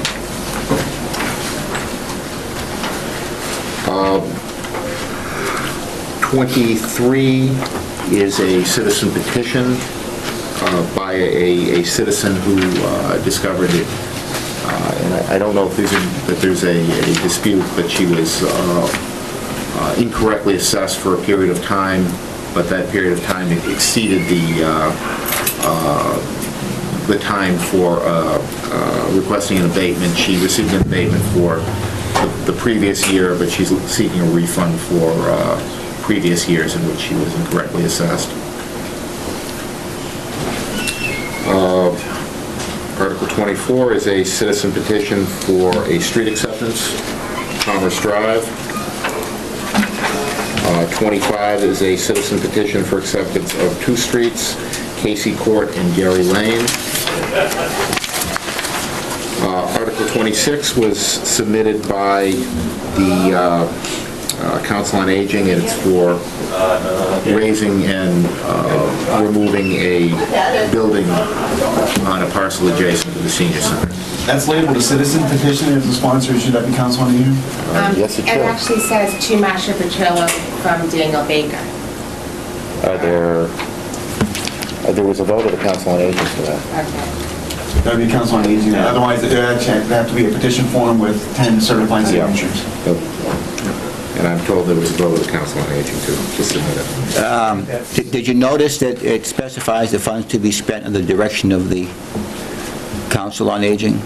I don't think that's permissible because this would fall under Chapter 140. I know that. I'm just saying, calling your attention to the wording of the warrant article. I'm aware of that. Okay. And I believe that has to be done under the direction of the Chief Procurement Officer because it involves expenditure under Chapter 149. Yeah. This is an instance of waste. We've allowed an asset to be wasted to the point where we now have to raise it. And even if we wanted to get rid of it, had we done so 15 years ago, there would have been salvageable components of the building. There's still no salvageable wood in there? Probably not. I mean, the wood was good with trusses in the ceiling, but because the roof has leaked over the years, they're probably not. I have to look at it again, but I doubt it. Because depending on the age of the floor, if there's any wood floors in there, they may be able to get... The wood floors Yeah, the whole- fell through. Right, but I mean, depending on the age of the wood, Yeah. depending what type of wood it is, you can sell it by the foot. This isn't that type of wood. It isn't reasonable, okay. You want me to bring up the other problem on that, Kevin? On that building? Well, it was used to change oil in there, so there's a pit in there Yeah, I know that. full of Yeah. oil in there. Yeah, and the last I checked, there was asbestos on the boiler, too. Can they use it as a fire training and burn it? If you want to release asbestos. We have the fireman here. Why don't you just toss a match in as a training thing? Is it possible to use... There's a house right next to it. I mean, this far away. Well, what a better training then. Fire containment. Exactly. See if you can drop this building with a match without letting anything around it catch on fire. What was it? No, can you actually use it in some part of training? We have in the past had buildings in town, residential structures that were going to be raised, donated, and we've used it as training and ultimately burning them down. What we found though was that the DEP regulations, because of the asphalt shingles and the possibility of asbestos, I mean, it's too much. It would cost too much to try and get everything removed to really make it worth our while. Plus, in the center of town there, to try and do some type of... That would be tough. It would be very difficult. I think shades of burnout will be coming back at people in South Main Street. Article 27? Article 27 is another citizen petition. I'm told that this has been submitted in the past. It's to amend the table of uses for the Burnett Mills Historic Overlay District to include research development, including but not limited to offices and laboratories for scientific, agricultural, and industrial research. Is it true that this has been... I don't recall it, but I don't recall this one. Is that, my recollection is that under the historic mill adaptive reuse, what's allowed in that district is anything that the planning board wants to allow. Isn't that about it? yeah. Yes, pretty much. So you don't need to specify these uses. Unless they want to specify them so that they can't be rejected by the planning board? No, it just says they're allowed, but you still need, under the main adaptive mill use thing, it requires planning board approval. So okay. That's the danger of these uses, because you no longer have any zoning. The zoning is the planning board. No, and one potential reason why you would want to do an article like this, if you had a desire to market, some property there, 2 officer laboratories, or then you would want to have it in writing that this is an allowed use. I think that's probably why. Because the attitude's been expressed before that anything that's not explicitly allowed must be forbidden. But we were specifically told by the people who changed our bylaws that no longer, we were told that was how the old bylaw works, which was not how the old bylaw works. No, it wasn't. But it is how the new bylaw The way it was works. applied by the planning board. Scientific is also extremely broad. Yes. All right, number 28?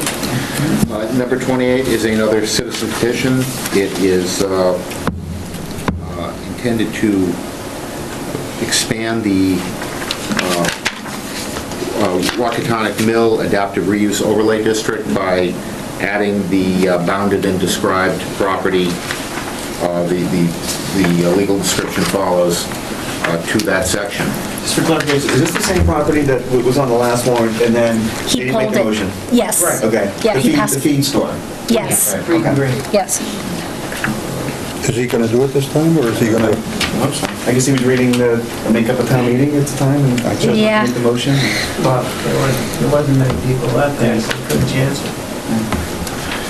And finally, Article 29 is, I submitted, which is an article to accept the provisions of 32B, Section 18, which requires that eligible town retirees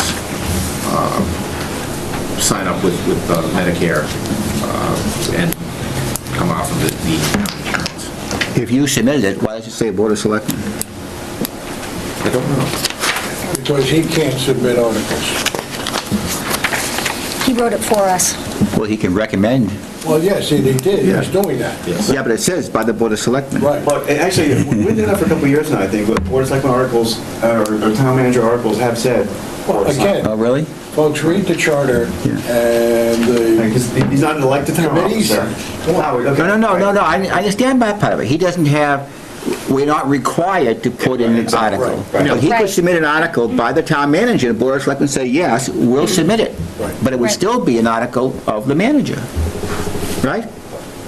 I don't think you're required, you're required to take it from other boards. You're not required to accept my article. I know Yeah, that, but but we could say, yes, we will accept your article. It doesn't have to be our So if you article. want your name on this, we can certainly accept an article from you. Okay. However, Yes. whatever the practice is, It says the Board of Selectmen shall Right. place on the warrant Shall receive at any articles time. by blah, blah, blah, blah, blah. And it Doesn't say we specifies shall from not. whom. It Yes. specifies from whom. Yes, and for those, it shall be on. For the manager, who was not one of the ones specified. It may. It may be. Okay.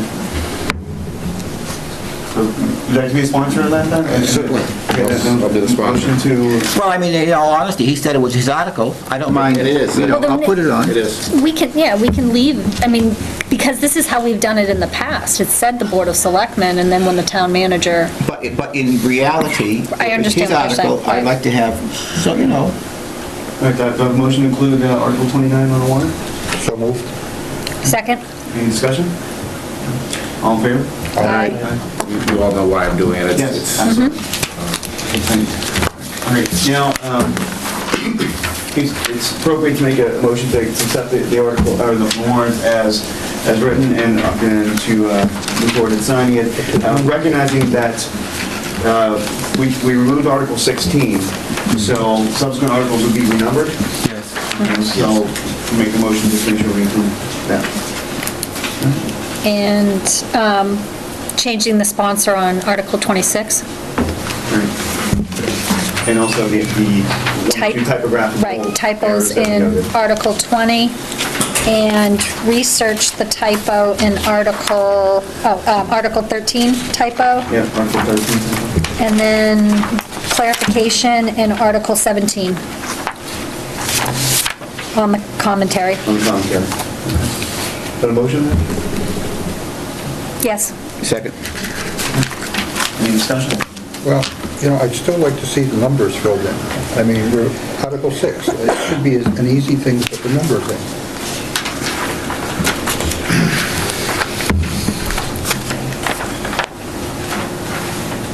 I mean, do we not know those numbers? Aren't they the same every year? They are pretty much the same every year.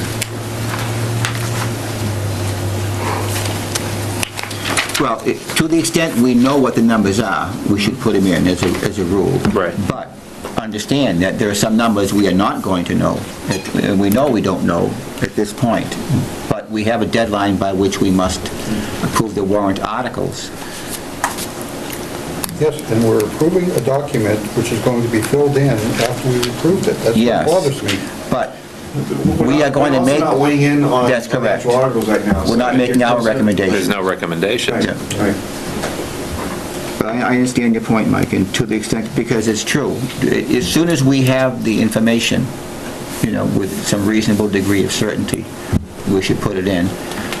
If there is some uncertainty, but we have an approximate article number, we should put that in with a notation that it may change.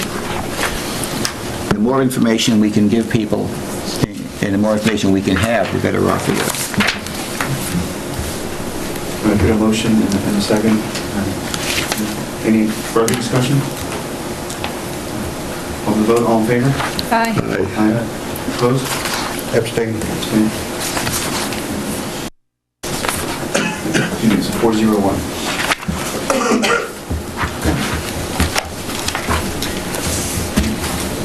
Now, Tracy, as for us to sign, were you able to make the updates we talked about, print a copy, and then sign it before we leave tonight? Sure thing. Oh, wow. She's good. The miracles of modern science. While she's doing that, can I make a suggestion for us, items for upcoming agenda? Yes. One of which I think is overdue. A review of all the fees charged by Board of Selectmen in various departments with a justification for the fees. And the justification should be the amount of work involved rather than this is what we've always charged or this is what other towns do.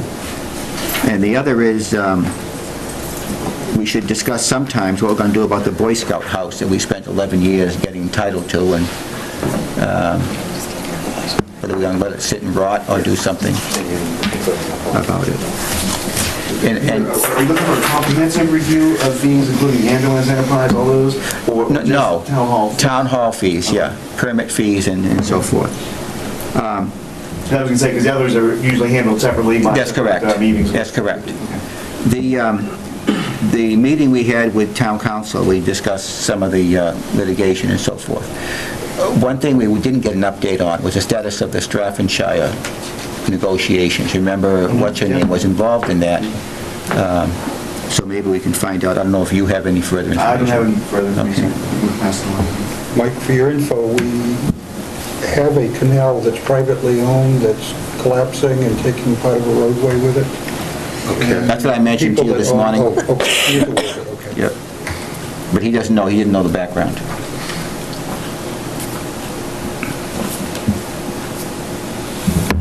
Now, I think he needs to keep an eye.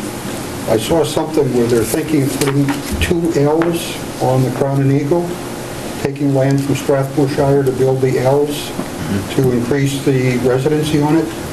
And as I recall, and my recollection, and this might be faulty, is that Strathmoreshire owns those unusable parcels, part of which is where the L's are going to go, because they had to buy that acreage to get the authorization to build Strathmoreshire. It needed the minimum amount of acreage.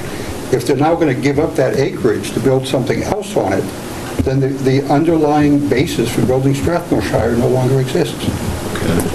And somebody needs to, if I knew when the planning board was going to take it up, I'd ask the question there.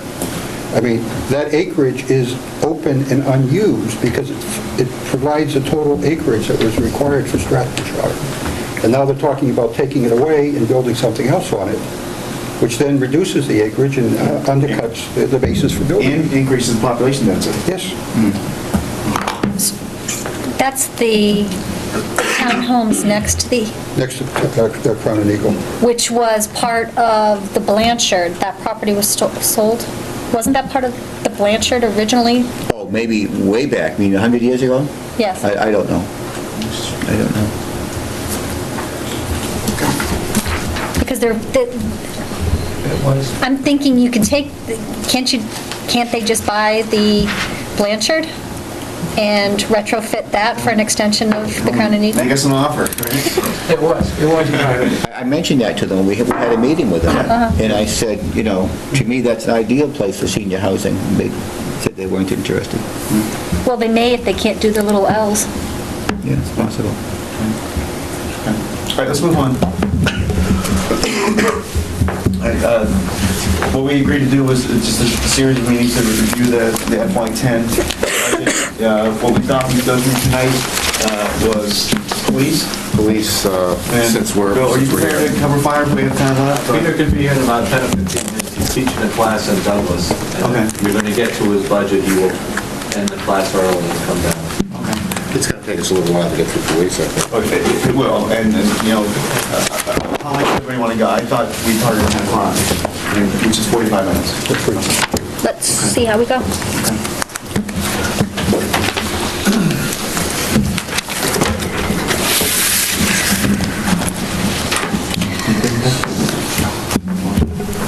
You need to share. Isn't that kind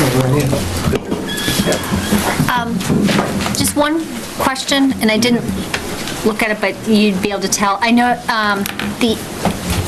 there's the department required and the town manager recommendations. Yes. In the front, that's where they're broken into two sections, or which one are we going with? When you gave us the whole budget in the beginning? Right. You're going with the town manager recommendations. Okay, thank you. I knew you'd be able to answer that easy. Police is 210. If I could bring everybody's attention just real quick to page 1 of the budget section, which I guess is the write-up on impacts and such. Did you folks get, David, did you give them this too? Yep. It's at the back of the budget. When we received that from Dave, it was missing page 2, from 1 to 3. Dave did provide a copy to everybody in their mailbox. He's not been in town hall since our meeting, and we may not have it from page 2. I can make copies if you want. No, not yours, No. Scott. Yours was... No, this has to do with the main book. Right. Anyway, on page 1 of that, it's down at the 2009 fiscal year. Uxbridge is currently and has been staffed in the following manner. I found a typo in my budget thing. I don't know if it just says 18 full-time police officers, and then it says 2 full-time dispatchers? 4. 4, all right, I just wanted to make sure that was right. Yours is right then, never mind. Just wanted to make sure. We're in the back. Yeah, we're right on that. This particular... This thing, it's like 5 pages into, We're in the budget. it's the first, Oh, okay. 210. I think Just want to make sure Yeah. that it says 4 full-time dispatchers, not 2. And that would change the other number to total. Because the one I printed up maybe is a secondary one that I just did this afternoon. I apologize to some degree to, hopefully I'll be able to answer any questions you have, et cetera, et cetera. It's been a long day. Preparations this morning, and then I got called this afternoon for the murder trial up in Worcester that we had in 2007. And then when I got up there, the judge changed his mind and said, "No, we're going to have hearings tomorrow." So I had to stay for opening statements, and then I called Mike at 2:30 and said, "I'm on my way back." And he said, "Okay, well, we're going to talk about your budget tonight." So I came back and hustled some more. So bear with me, do the best I can.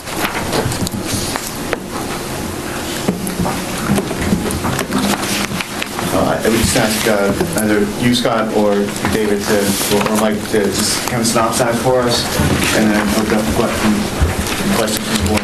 Well, perhaps, Mr. Chair, let me just explain, seeing as this is the first time we're looking at the budget sheet, how this works. The cover sheet basically is the summation of everything, all the sheets behind it. When you look on the right-hand side, on the supplemental budget box on the cover page, you'll note that there's a department request. For instance, for fiscal 2010 department, the assigned number was $1,466,364. That was the number that came out of the revenue share agreement when we implemented all the numbers. It's a mathematical formula, it just slides right across. If you look right next to it, you see the FY 2010 town manager recommendation, you'll see $1,473,900. Once again, another function of the same thing, it just slides right across from the revenue share agreement. That's what you see in the main budget. That's the mechanical spreadsheet that just moves everything. You'll notice, looking at the town manager recommendation of the overall police budget, the recommendation at this point is $1,589,337. You're going to see in most places the FY 2010 town manager rec will be very, very close to the number you see up above. But in this case, looking at what the chief was facing in cuts, we reallocated monies from other departments and put them into that budget. That's why the difference is so big. It would have just been, if it was just a revenue share agreement, it would have slid across, and I believe Scott, correct me if I'm wrong, I believe that the first number we were looking at when we were looking at the $1,473,000 was a loss of 3 full-time officers? That's correct, 3 full-time officers and all the part-time police officers. Right.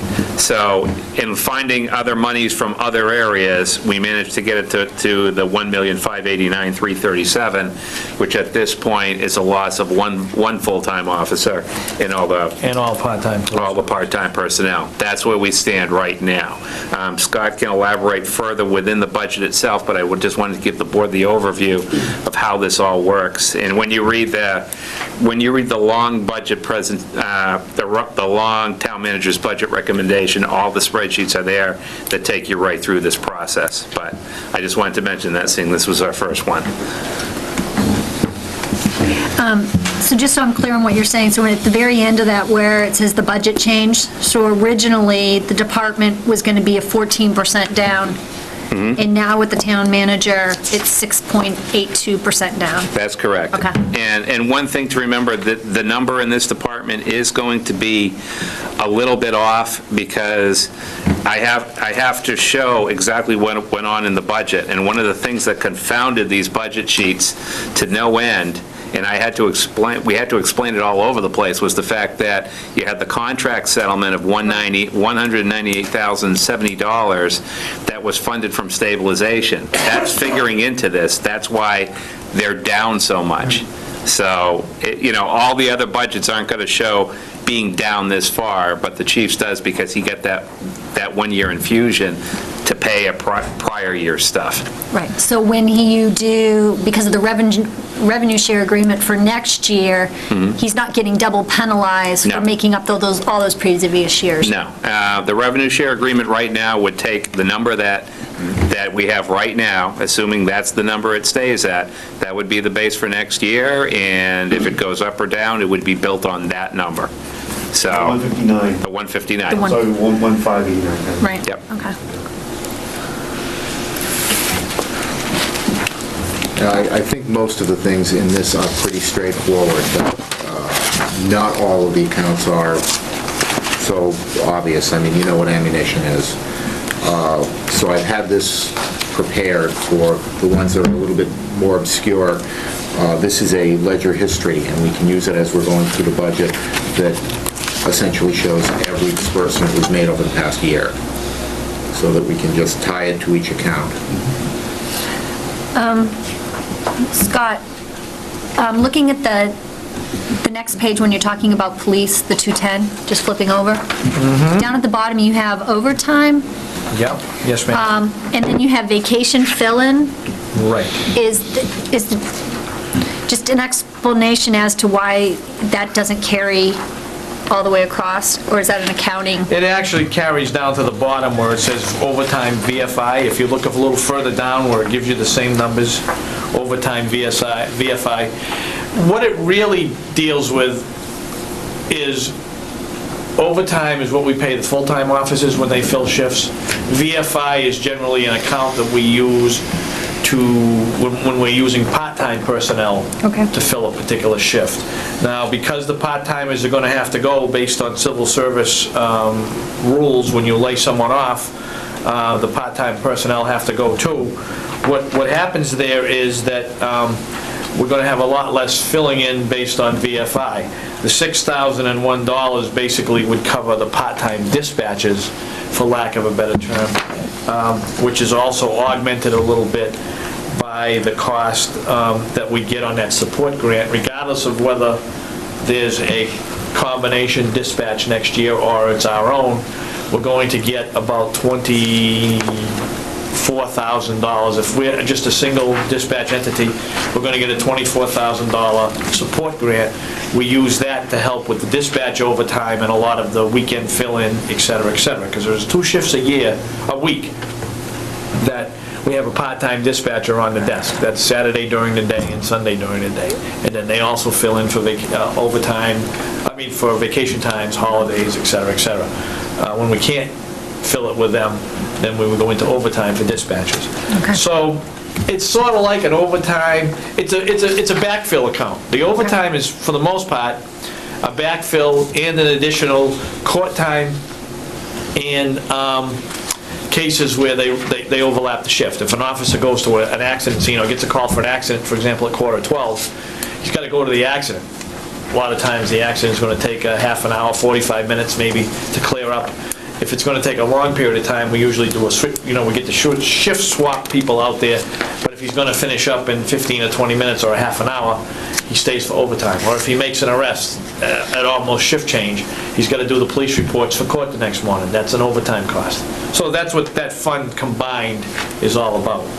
And in all honesty, it's a pretty tight squeeze, but we had to hit that number.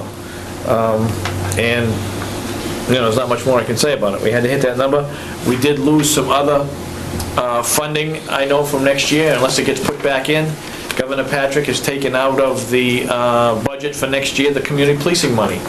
Every year, we received $18,000 approximately for community policing money, which we use to cover the parades, first holiday night, a portion of first holiday night. First holiday night does pay some of it in detail money. Certain things that we do at, the fairs at the school, CPR classes for the public, et cetera, et cetera. That money is not in the budget at this point in time unless the legislature puts it back in, which they may not. That's another hit that we're taking on the police department end for $18,000. The money that I have in there now will cover us probably through December, and then after that, we also do some training out of that community policing money that's gone. Okay.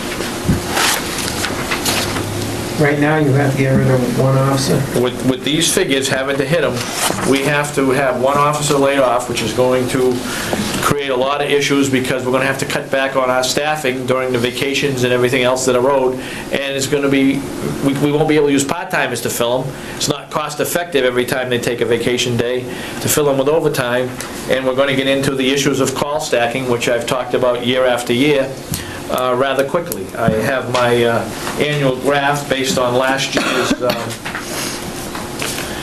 call volume statistics that show you that when we're working, let me pass them out first, but then I'll try to talk you through it just a little bit so you understand what the potential is for an officer not being able to respond should calls come in, and what percentage of times that may happen on certain shifts. I will pass these out first and then go from there. Hey, David? Yes. We've had a tremendous amount of discussion about allocating healthcare costs back to the operating centers. We have. And why are those numbers not in those numbers? We always need a straight salary as opposed to total cost of... Right. They were in there.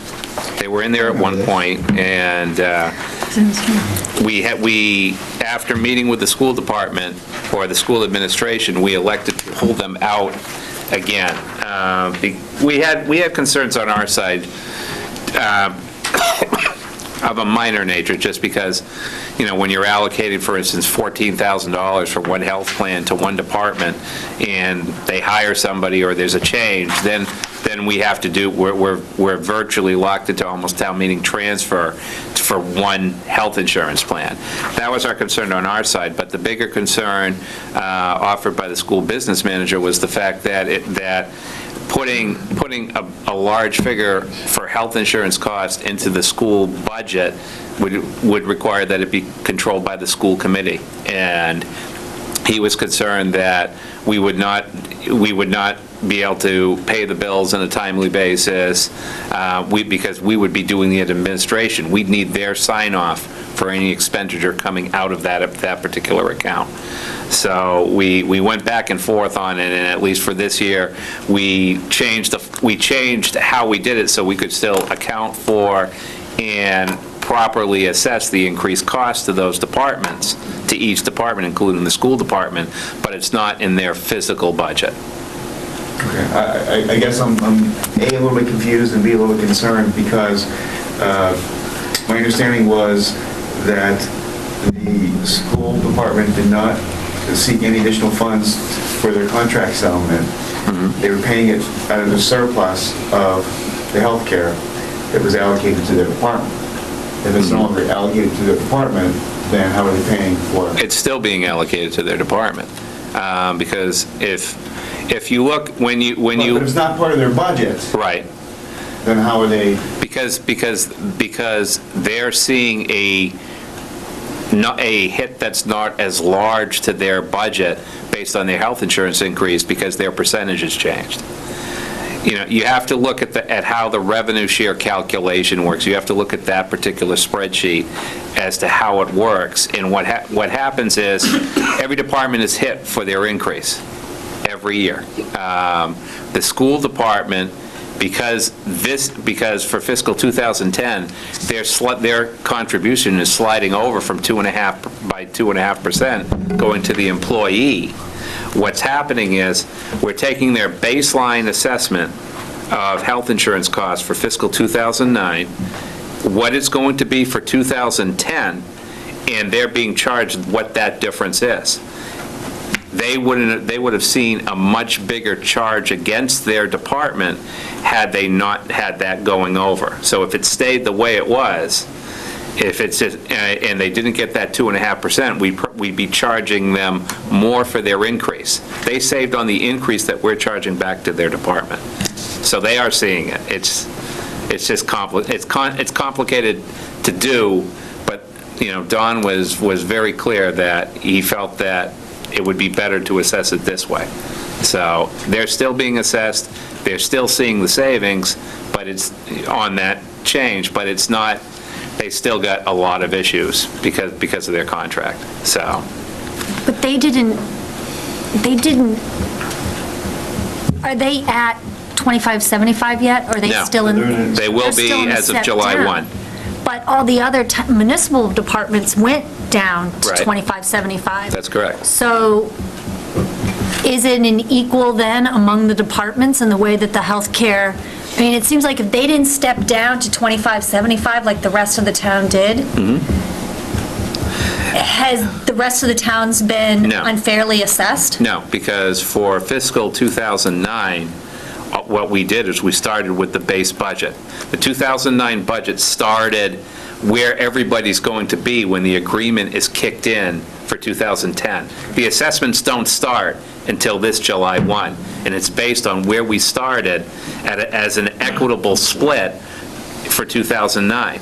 So we start there, and then in 2010, they're paying for whatever the difference of their health insurance cost is, as is all the municipal departments. Okay. So it's equal for everybody as of July 1.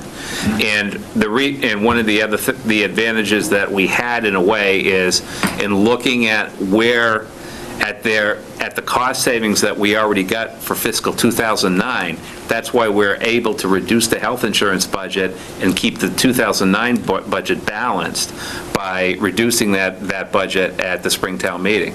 We've got about $178,000 in there that we're using against our diminished receipts. Right, which is the that reason they're part of. Right, which was the reason I brought up that it's not, we haven't had to take as many hits, but we're not going to have that cash to fall back on next year. No, because the health insurance budget is once again based on our enrollment, our projected enrollment. There's no surplus built within it. Okay.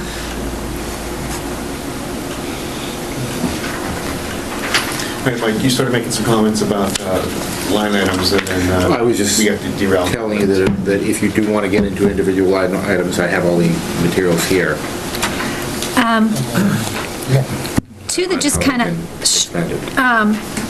that kind of popped out to me on the supplies and expenses.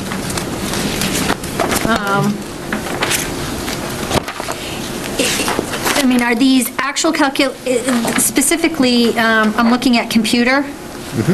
The department request was $1,500, and then the town manager request is $2,000. Is that just a calculation, or is there something specific? And the same thing for clothing allowance underneath it. Were those just All right. computer calculations, or those actual something behind those numbers? All right, relative to the clothing allowance, that changed because when we put the two offices back in, we had to adjust the clothing allowance fee. Okay. When the town manager and the finance director said to me, look, we've got X amount more money we can allocate towards your department, what can you do with it? All right, I had to decide on what I had to do with it first and foremost. If I'm going to put more offices back, more full-time offices back on, the benefits, for example, in the clothing allowance come up to a certain amount of money. So what I did was, he gave me, if he gave me $50 and the total of putting the 2 offices on was $10 worth of clothing allowance. I took the 10 and I added it to that, so that's why those figures change, all right? Okay. Then I put the officers' salaries back in, which is on a separate page. Right. Relative to the computers, I had originally, in the last year, had $2,000 in there. That's for computer repairs, things that break down, if printers break, if we have issues with our APHIS machine and we have to buy scanning material, and to slowly start, these computers that are in the department, many of them, and I said it in my memo, I believe that when we talked about heating, when I sent that memo out about a month or so ago about heating, a lot of our computers have the bigger monitors, which take up more electricity, but also these things are now, since 2002, 7 years old. The computers are starting to get tired, so the plan is to slowly roll some of the computers over and replace them with more faster models, and when we do get the faster models, we're also going to want to get the monitors with them. So basically, it's a replacement kind of plan. That's why I had $2,000 this year. I had to cut it down to $1,500 based on, hitting that budget number. When the money came in, I had a little there, so I said, well, let's try to get it in so we can try to roll over at least one computer more than we would have otherwise. Okay. Equipment maintenance contracts, does that also cover, because you have vehicle maintenance and repairs, Right, so... that's for the vehicles only. The vehicle maintenance and repair deals with the fleet. Okay. The equipment maintenance contracts and stuff go for things like, example, our R&D fees for our computer-aided dispatch system, Okay. our records management system, our copier machine, just trying to think of things. Having the company come in and do a springtime and a fall service maintenance on our generator, the service maintenance on our heating system, which regardless of the fact that we have it maintained twice a year, our HVAC system, we still have issues, and twice this winter, my heating system has had one of the blower engines go, and it's shut the heat down, and we've gone through that again. The sprinkler system, maintenance for the fire extinguishers, and all the stuff that just sort of sneaks up on you. When you come in as a police chief and you think you're going to lead police officers, you find out you also have to be a maintenance director, mechanic, social worker, and on and on. Justin's list. Okay. What's that? It was on a list that Justin gave me. So we can, I've got to do the same numbers. Yeah, I've got to do a fix within the budget anyway. Yes, Chief, a question I'm going to have for every department head. $3,100 for cell phone? I was just looking at that.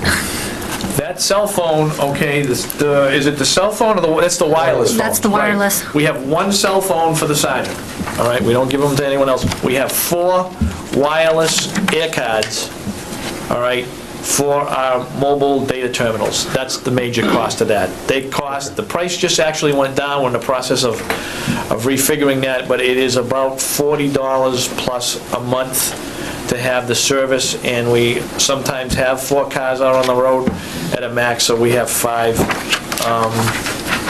air cards. That's where that cost comes in. So when you multiply it out by 12, I've got to figure I pay approximately, I want to say $47 or $48 for the sergeant's cell phone, the supervisor's cell phone. All the officers have their own personal cell phones. We all do, including me. We don't do any of those other ones. But there's one cell phone for the supervisor that is very, very important, and the other are for the air cards. And the math just comes out to about that figure. $740 for postage? This is a paperless society. We all use email. Not like the $740.02. Well, we mail a lot of different kind of things. When the firearms licensing comes in, we have to mail all the fingerprint cards when people come in to get their licenses to carry firearms and their FIDs. We have to mail them in on a consistent basis to the state police lab, and they have to scan them in. We can't use our APHIS computer because the FBI won't let you put in anybody with criminals in the APHIS computer, so you have to send it to the state police. Those go in flat envelopes, which cost more than the regular postage. We have return summons returns that have to get sent in. There's a lot of postage that comes out. I don't think we've ever had to go back in town twice a year or so, when our budget line gets low, they tell us, your postage thing downtown at the meter is getting low. We restack it in. We've never had to say, come back to a town meeting and say, hey, I ran out of postage money, I need to reestablish it. That's actually one line item that I think almost sounds low. It's 1,500 pieces of mail in the course of a year. That's what's left. $740. Yeah. I mean, that's... No, but you've got to... Yeah, you're probably right, but we do manage. I mean, like the Uxbridge Court, we obviously won't use the post office. But we have the Milford Court, we have the Worcester Court, Superior Court, we get summonses from Westboro, we get them from Springfield. We have to send out sometimes mail citations. And some of the stuff that offsets that, in all honesty, is like when we have to send the things into the state police and into the Firearms Records Bureau, all the money that we take in for the fees that people pay for their firearms licenses, the town gets to keep a percentage of that. I want to think it's $75, $50 or $25 per license. That doesn't come back to the police department and go into any revolving account. We don't have revolving accounts. That goes right into the general fund. So, I mean, I guess that sort of offsets the $740 that we asked for postage. That doesn't sound high to me, though. I mean, I probably send a couple hundred pieces of mail out personally per year, so $1,500 a year for the station. And 1K for trash removal, you still got that industrial size? We've got the one industrial size, it's picked up twice a week, it's $90 a month, and actually that's cheaper, that was the cheapest rate I found. And it's the smallest, it's a 4-yard trash thing. Chief, how do you generate so much trash? You'd be surprised the paper that goes through here. The courts hammer us with paperwork. I come out and watch sometime, and I'm not trying to be crass by saying that. We generate a ton of trash. Plus I have, offices that, they eat their lunch here sometime. All of our records that come in have to be, destroyed and thrown out. It's a lot of trash. So according to this budget, we'd have to get rid of an officer with 4 years service already. No. Ben, has he been here 4 years? That's what it says. What year was he? It was Ben Smoot, right? At this point, he's a low man. 2001, 7 years. No, there's one. No, yeah, that was when he got put on as a part-time officer. Okay. But he's been on full-time quite a few years. He's a seasoned and trained officer. All of our officers are. I'm going to do my very best. If I can't get the budget, I'm going to try as many ways as possible to recover as much as I possibly can, including put in for the community-oriented police grants that are coming out. We've done all the preliminary work for it, and I believe those grants are coming out, the grant applications themselves are coming out by the end of this month. I'm quite distressed about having to lose anybody, going back to my probability of saturation, because we're going to be running short-staffed, 2 men on a shift, a lot of times, and I'm very concerned about that. That's probably a 16% if you look at the saturation graph that isn't made up by me. It was made up from a class, from a program that I got on staffing from the International Association of Chiefs of Police, based on call volume and the amount of time you have to put on calls, the average amount of time, etc. That 15% of the time, there's a possibility we're going to have to put a call on hold. It may mean calling mutual aid in serious situations, but when you've got 2 guys on a shift in a constant basis, 1 motor vehicle accident or 1 domestic violence case ties up the offices, and the town's bare. And there's no way to make that smell good.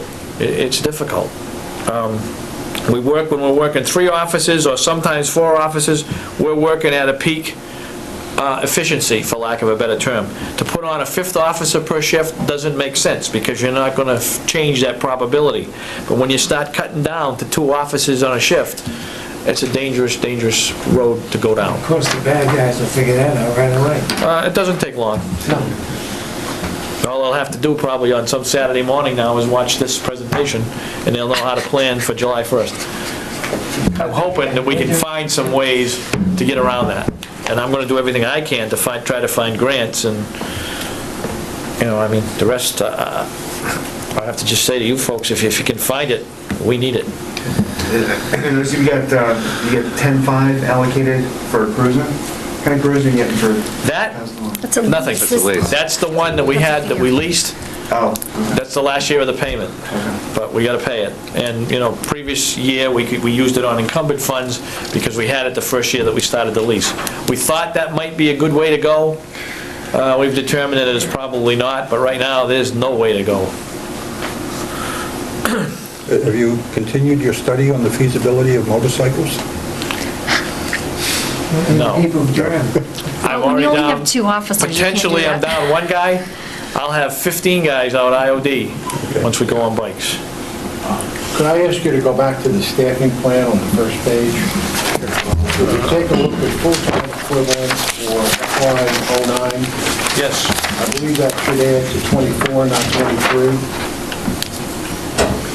18 full-time officers, that includes me, by the way, because we have 17 officers in patrol and sergeants and supervisors and detective and me. No, just- 18, 4, and 1. On 2,000, I mean, full-time equivalent, 1 chief, 5 sergeants. oh, I'm sorry, that's a different, I'm looking at a different page, I'm sorry, Howard, give me a second. 13 officers, 1 secretary matron, and 4 dispatchers. That adds to 24, not 23. Well, that's a mistake then, because, But what that then says, and the reason it stands out, is y'all said you were going to go down 1 officer. But it really says from 2009 to 2010, you're going to go down 2 officers. If the 24, if the 13 is... well, don't forget, those numbers there were there based on my request. That wasn't the town manager change. Let me look at it then. Look at 2009. I'm gonna have to look at yours because I'm not exactly sure where to go. That number should be 24. But are they using it, did you have an officer out? That says 11.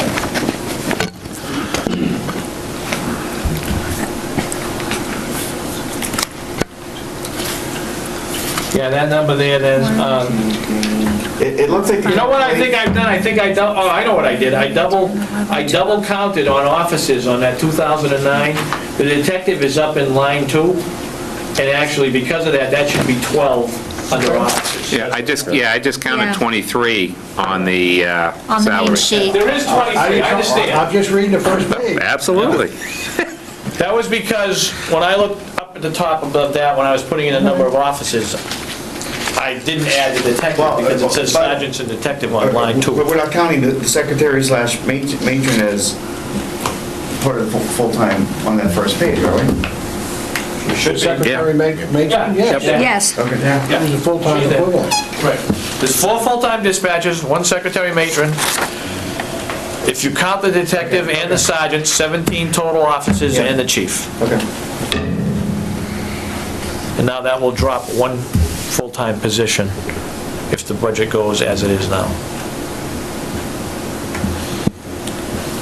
So Chief, it's the sergeant detective line, right? That should be 4 instead of 5? No, that should be, it should be the sergeant detective line, the officer's line should be 12. 12, okay. Because the detective is technically an officer, Okay. and so I counted them twice.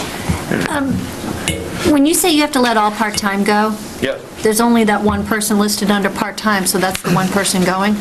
No, that's the part-time janitor. The part-time officers are per diem officers, which aren't listed out there in names. In other words, when you look down on page, I guess the pages aren't numbered, but the salary information Yep. page, it lists all of the full-time personnel, goes all the way down from me to Tara McCrowan, Yep. right? Then there's a rounding, and there's part-time. That's the janitor, okay? Okay. Then I don't have anyone listed in there as part-time. In other words, the part-time dispatchers and the part-time officers aren't there. Okay. I do believe they are on the front page, down in the bottom. I just gotta find that front page myself. 15 for this year, and then you're dropping to 6? Let's see. Under Per diem staffing plan? officers, I had 9, that would go down to 0. And per diem dispatchers, I had 5, and that would stay at 5. That's rough numbers. We may have 6 dispatchers part-time now, but they don't get any benefits, they just get per diem pay, so, but that's correct, we're going from 14 of them to 5 of them. Okay. Based on the only ones that are staying will be part-time dispatchers. The part-time officers have to go per civil service rules.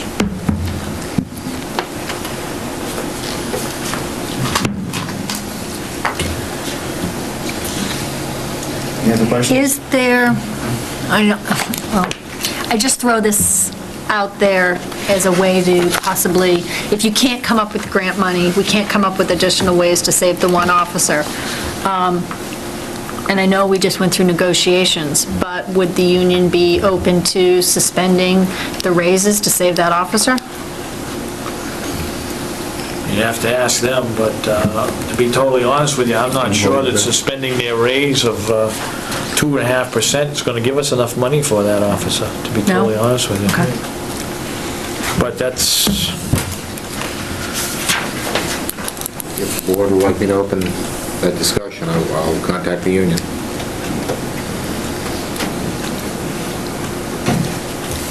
I mean, if it's not going to save us enough to, I don't know. It's close, though. Because Is it close? Yeah, you look at the departmental total, all right, 1.524 million. Take 2.5% of that, it's pretty darn close to the bottom line What's that number again? salary. 1.524 million. is that the total department expenditure? Oh, I'm sorry, and that would go 9, actually, yeah, so.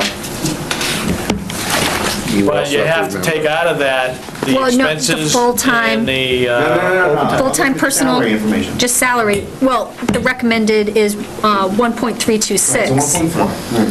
Okay, so 13266, 76. And what was that amount we were looking at? .025?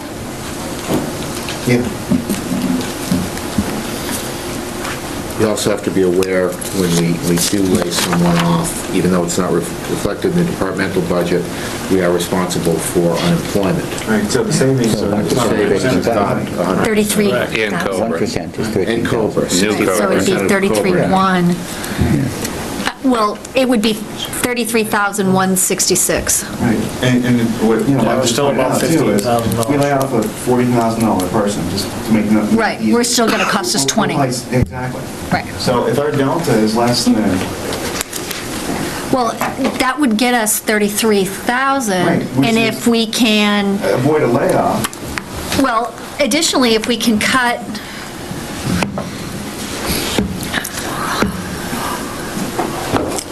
I mean, I don't know how much more we need to put that at, but it's similar to, with town hall.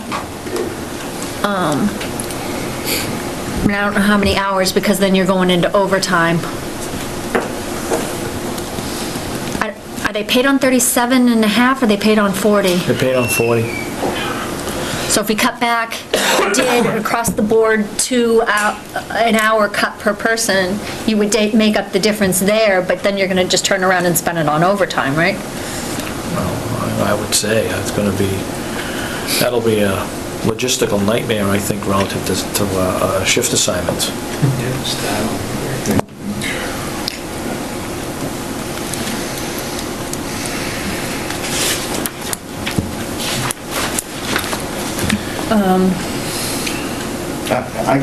I think it's a discussion we need to have with all unions. I mean, not just the police.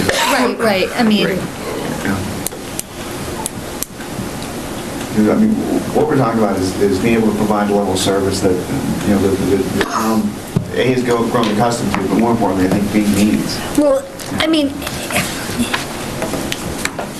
looking at the probability of saturation, I mean, my concern is not what the town has become accustomed to. I mean, that isn't, it's a safety issue for the citizens, because, I mean, if they've become accustomed to, one officer running around town and only having that doesn't necessarily mean that's the right thing for the town to be in. You have to look at what's safest for the officers that are on duty at the time, and then also really what to have an overall safety level for the residents. If you ask 99% of the people in town of Uxbridge, randomly selected, quote, how many officers are on duty? They probably have no They clue. have no clue. Right. But are they comfortable with what they have? Maybe a different, I mean, I personally feel very safe in this town. And, you know. And what's the basis of one feeling safe? Officers per shift. I've never been monitored. Yeah. I mean, it's not a rational thing. I mean, Yeah, and my house has even been broken into, but I feel very safe in this town. I've asked that you know? question, Peter, believe it or not. I did some random, it was totally random, not scientific, but 2 years ago, I asked a lot of people when they called and I would have conversations with me during budget periods, and I got answers everywhere from 3 officers on a shift to 9 on a shift. So I agree with you that they don't know, but one of the things is, in police work, it's a little different than the widget factory. How do you put a tangible figure to safety? Some of the stuff that goes on or that we quell for a variety of reasons, the way this department works, how do you put a real, actual quantitative figure to that? People can go, at night, can go to sleep and not worry about things. If you knew some of the stuff that went on in this particular community, if we advertised everything that we did and every investigation that we took, some people would go crazy worrying themselves to death. That's not just Uxbridge. That's everywhere in society. Society has changed. And we use as many tools and as many cooperative interactions as possible, and we use as many collaborative efforts as we possibly can.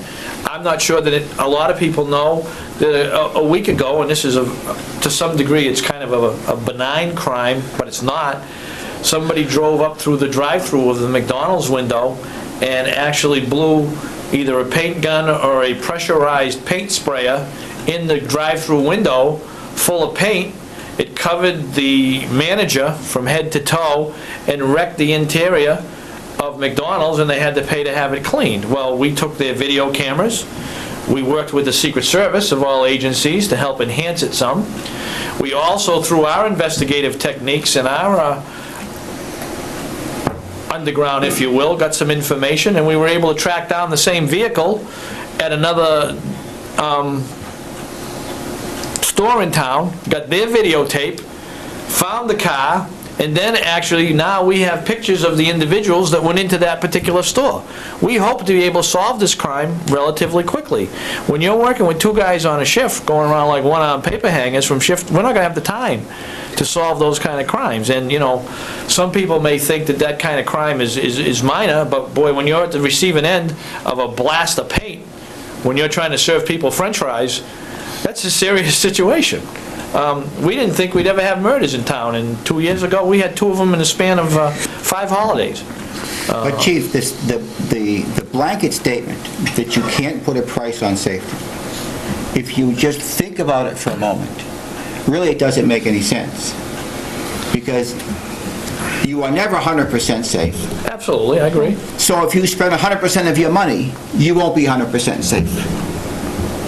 And with the $1.5 million or $2 million we spend on the police department, we still had that incident with the paint in the window.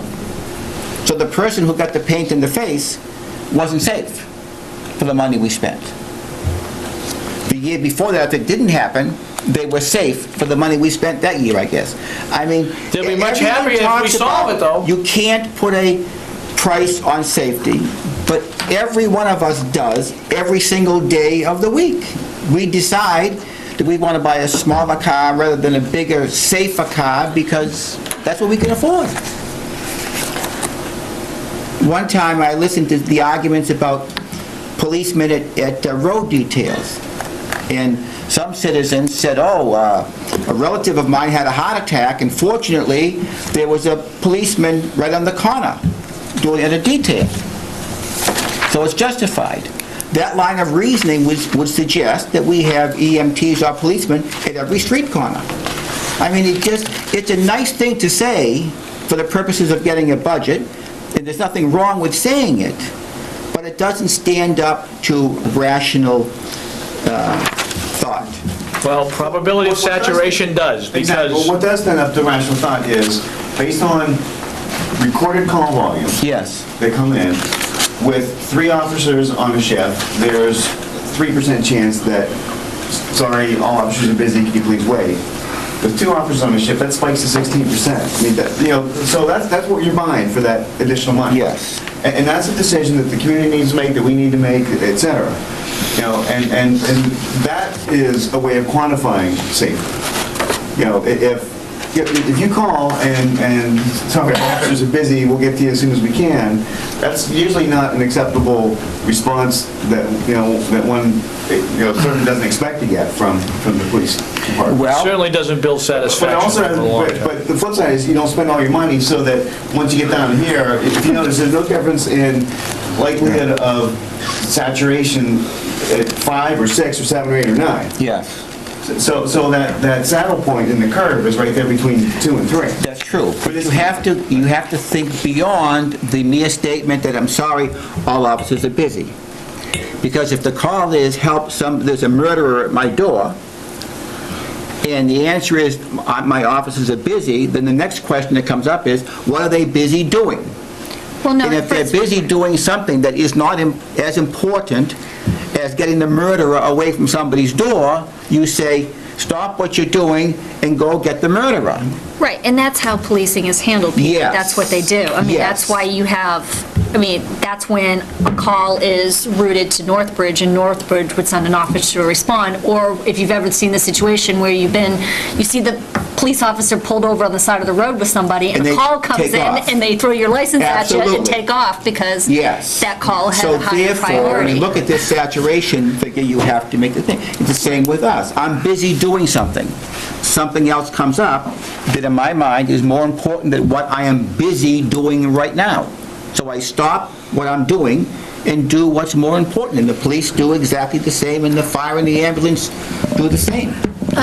Yeah, but I guess you also have to consider how many crimes, there's no way to quantify how many crimes don't occur because there's an adequate amount of police officers around. Now, I'm not saying that, just because we're there, it stops it.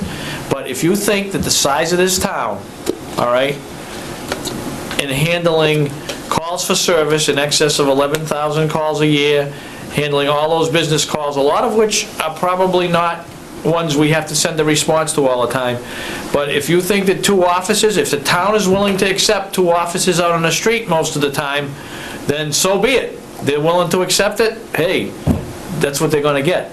I think this town is too big to have just 2 officers protecting the whole town. I don't know what else to say. Let me ask you this, looking at your budget, if you were looking at places I see, you have a janitor, and the first thing that comes to mind, and I was looking at another budget, they also had janitorial services. Are these, and I haven't compared the names, but do we have like one janitor that works for several departments and is not being... We have one janitor who works for 2 departments. Then we have an individual janitor at Town Hall and an individual janitor at the police department. The senior center and the highway department share a janitor. And the library has a janitor as well, who only does the library. Our janitor works well beyond his 15 hours a week that he gets paid, I will tell you that.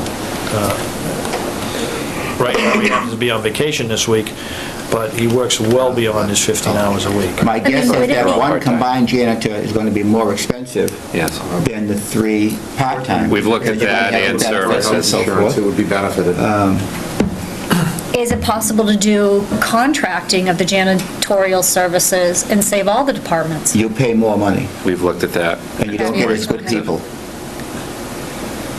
You have a big turnover in the kind of people that are doing the work. Yep. And you're paying for a big shot sitting in the office. Well, you definitely want somebody safe in here, that's for sure. Well, no, right, they can... That is an issue, you have to core. You have to do the Cori check, and others, You don't want to but... have ICE showing up and taking your janitors away. No. Chief, I'm not making the argument that you're overstaffed, believe me. I understand I know that, the situation sir. is, but safety, I kept that sheet from the senior center saying that they're part of the public safety triad.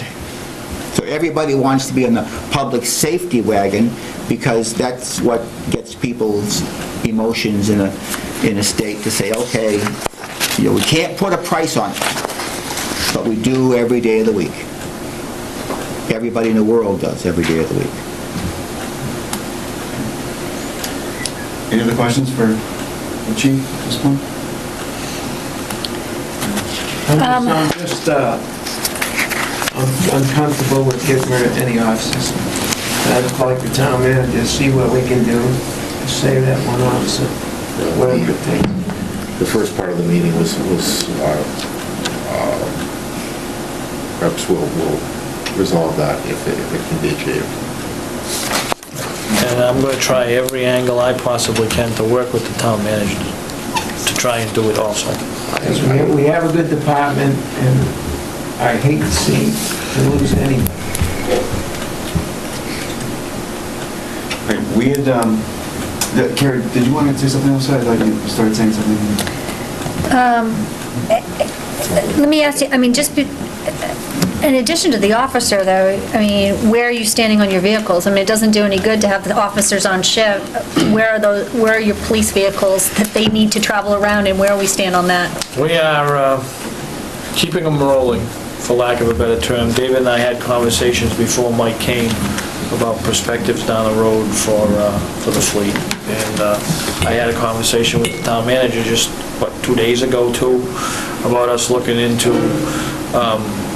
the possibility of seeing what's out there when the green initiatives, et cetera, come out relative to money and grants for vehicles in the police field. Right now, prior to this conversation, I can tell you that, I think I promoted a couple of years ago looking at alternative fuel police vehicles. They don't make an alternative police package yet, but I have researched it, and I have continued to through IACP and through IACP.net. And one of my concerns right now of going out, for example, and buying a Prius would be, I own a Prius, and it's a great car, but, when you start putting a radio and lights in it and all those other kind of things, the Prius might not be the great car anymore until there's a package made to deal with police things. And hopefully there'll be some innovation along those lines. And we're gonna research where we can go. I think that's a fall issue at this point relative to vehicles. But, at this point, we're doing the best we can with what we've got. And with some of the issues with the auto industry, especially as there may be some leftovers if they aren't purchased by MHQ or at MHQ that might be available at a good price for the fall.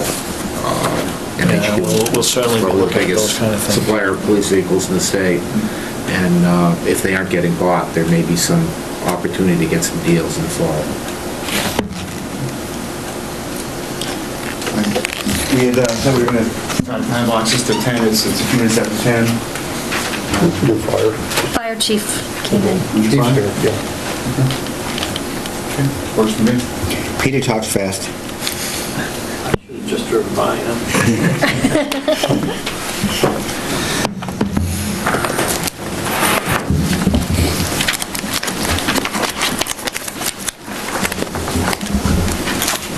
Do you need any, sorry, just on that one note, do you need any motion from us, Mike? Or do you think, Well, it's your process we should at go this through point. all of our departments and see if we can come up with any more money before we try to approach the unions? I feel comfortable, first of all, with this meeting. Generally, I think we need to take a look at all of our contractual relationships. I do too, because what we're really talking about are trying to protect jobs here, above and beyond anything else. And I just heard on the radio today, Massachusetts unemployment is 8.1% now, just went up. several states went above 10%. Yeah. And what we can do with, collective bargaining to try to stave off any of that, I think, motivations and that. So I'll go on record as saying I think we need to take a look at all that right now. Specifically, as what do we need to hone in on? I think we need to go through a little bit more of this process, especially with the departments that pertain to specific unions. But I see no reason why we shouldn't have the mindset. Let's take this opportunity and just revisit everything. And I know no one wants to hear that, who is affected by one of those contracts, but the reality of it is, you have to look at the person to the left of you and the person to the right of you and say, well, it's been nice working with you, possibly. And that's a scary, situation to find yourself in. Right, and that's why I bring up, I brought up the point about the 178,000. Had we had not that health care savings in this particular budget, we would be looking not just at possibly one police officer, but then it would have hit all the departments, and every department could have been looking at staffing. So even though they'll say, well, there's no one being cut maybe in our department, so it doesn't affect us, I don't think that's the thought process for the whole town, because next year, even if we flatline this budget for 2011, there's still a chance that we're going to have to even come off that number and make additional cuts because of state aid that we may not get. And at that point, we're going to have to be scrambling. So if we try to start to chip away a little bit now and put it aside and get used to, taking small cuts at a time, then maybe we'll be able to save a lot of jobs. Well, I think what you were asking is if I wanted you to make a motion right Yes. now, and this is a Board of Selectmen process, so whatever you choose to do, but I would probably recommend that you would defer till you've seen the See whole more budget. budgets, okay. And then decide what actions you'd like to take. I would agree. I'm comfortable sharing my predisposition right now, but certainly want to confirm that with more data. Dave, do you want to provide highlights again and then turn it over to Peter? Sure. Thank you, Mr. Chair. The fire budget is right behind the police budget. Once again, you'll note that the department request for fiscal 2010 was $496,800. That was the mandate that was given to the department. The department did turn in a budget of the $496,800.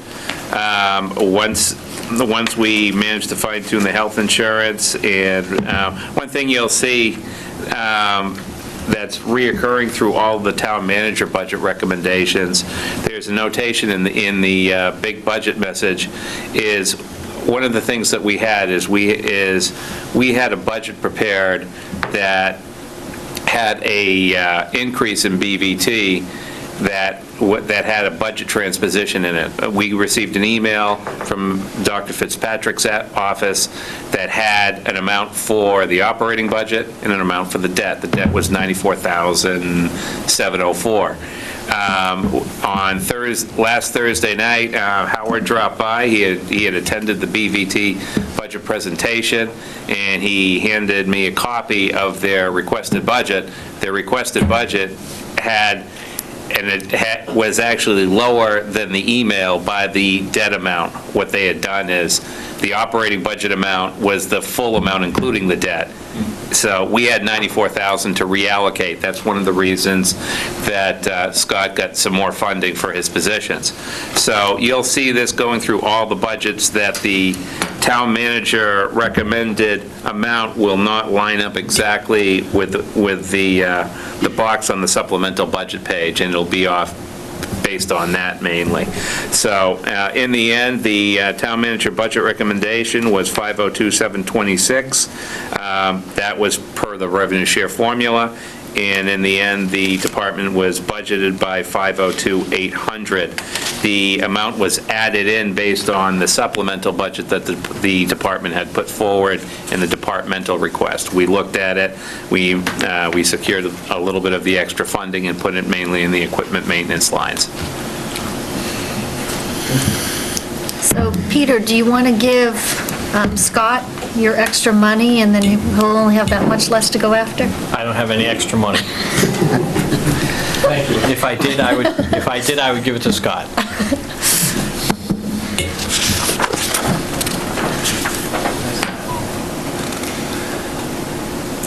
Periodically, the ambulance rates are increased. Has that been done recently, or is it due to be redone to keep them in line with the Medicaid? Actually, there was some mishap that took place. I had hoped to have it on your Monday night's agenda, but I've asked the manager to have it for the next meeting. Okay. The last time we did them was in... 2 years ago? Yeah, 07. Okay. And approximately, what will the increase be, do you know? Well, there's a matrix that I've provided a memo to the board on. Okay. And so there's a variety of different, I can't give you a specific number off the top of my head, Peter. I'm not prepared to talk to that tonight. Okay, But all right. we are going to, in keeping with the recommended Medicare rates, make some changes. I assume David hasn't anticipated those, so he hasn't calculated those changes in the... And nor do I believe that we can specifically identify what the revenue is going to be because of, a variation in collection, that's dependent on how folks respond to their billing and so forth. Or the we basically build the budget on last year's or the current year's activity, the last 12 months' activity. Well, by activity, do you mean collections only? No. Billings. Both billing and Okay, so since it's based on billings, then if you know the billing isn't going to increase by some certain... The other change is effective February 4th, we're a paramedic level service, so we're now able to bill at a different rate. Okay. Because we're providing different levels of service than we were before. Yeah. And we don't know what that is going to translate to. And when will you know that? I think we need a year's experience, minimum. And again, it's all... Well, you'll know what the higher rate is that you can bill at right away. Right, but we won't know what particularly falls into that category. Generally speaking, but we don't know until we pick someone up how sick they are, so we don't know how we're going to bill them. No, I understand all that. Yeah. But we deal in the law of large numbers when we do our budget. Right. So we don't have to know with exactitude what these things are going to be. Right. We anticipate what things are going to be. So, And in order to hit our numbers this year, the projected numbers, we did some things. For instance, we transferred 1/4 of one position from the municipal side to the enterprise. Yeah. So you're going to see an increase. If you look at the two budgets beside each other, we have, for the fire and EMS, we operate under two budgets. Right.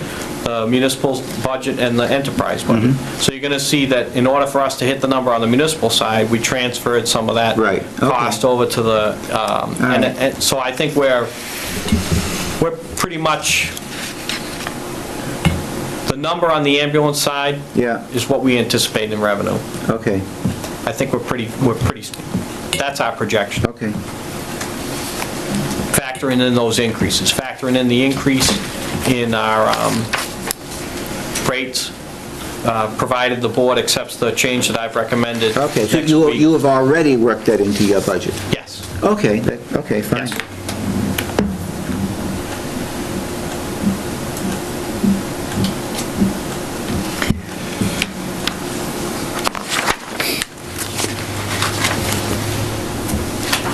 What's the difference between the officer stipend and their other benefits? Can I ask what page you're on? Yeah, the column in the table of the salary information. Oh, okay, sure.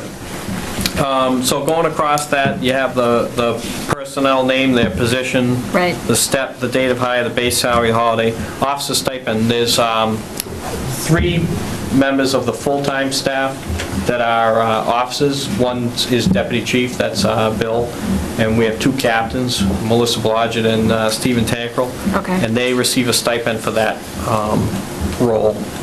Okay. And then one of them is also getting credits for education? Is that what that additional is? Educational incentive? Incentive? Yes, the way that that's broken out,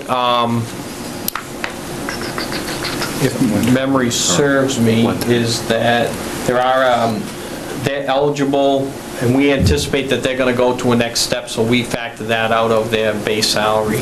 Okay. So it's just to show the change that we anticipate in the fiscal year. To the base next year. Okay.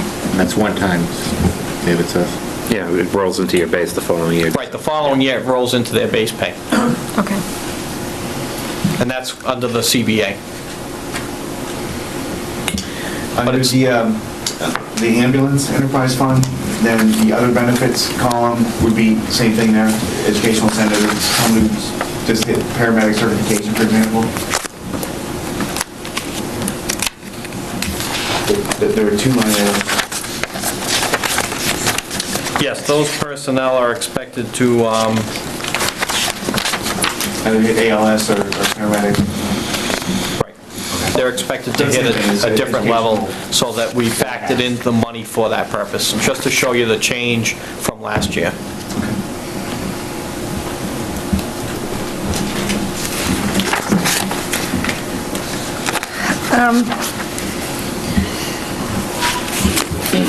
Was there remember we had talked about, David, where some accounts were from year to year were renumbered? Yeah, renamed. Was that the interior building repairs and maintenance with ground repairs maintenance? Yes, it used to be grounds repair maintenance, and really, it's the work, the budget line is really meant more for interior building repair. Okay. So the chief requested that we change the line item over, just so it was more reflective of the purpose. And the same thing with vehicle repairs, previous maintenance and vehicle repairs and maintenance? Vehicle repairs and preventive maintenance. Yeah. Oh, is that preventive? Right. Okay. It's just So the whenever... same idea, those were switches, okay. Yeah, whenever we rename and renumber an account, we show, you see both of them, just so... Right. That they'll drop off as the history drops off over the Okay. years. But it's a more descriptive title. And we're hoping to continue to work on those titles because they make sense to accounting and to the finance director. We're the square pegs that are trying to fit in the round hole as far as the department goes, so we've made some headway and we appreciate their consideration, but I'm not sure that we still understand what some of these titles are. They really make something more sense to them than to us. I believe there's only 2. Because you all now you pull up your own accounting, do you actually do your own ledger entries now? We are doing POs through the VADAR system, but no, I don't believe we're doing our own ledger entries. No. Okay. No, they do the POs, the accounting pays for it, it does the actual the payout, and if they're in, on a quarterly basis, any ledger adjustments or questions can be issued from the department over to the accounting office for reallocation, for instance, if the wrong line item is paid. On the POs, are the ledger numbers, like the tracking numbers, are they, like, is the number on the PO correspond to the ledger entry, so when it comes into accounting, what he, Yes. what he intends the account to go into, it actually gets into the Yes, account? because it's all electronic. It's, you don't, it's not a paper PO any longer, so. Okay. And we You can actually couldn't, tie it onto here if she wants to. Yeah. Through here. we couldn't find out of petty cash, $50 for clapboards and $5 for nails to close in the North Uxbridge Fire Station. I think I now understand your concern, and I will make sure that it gets taken How care much of. snow got in there last couple of storms? None that I am aware of. Okay.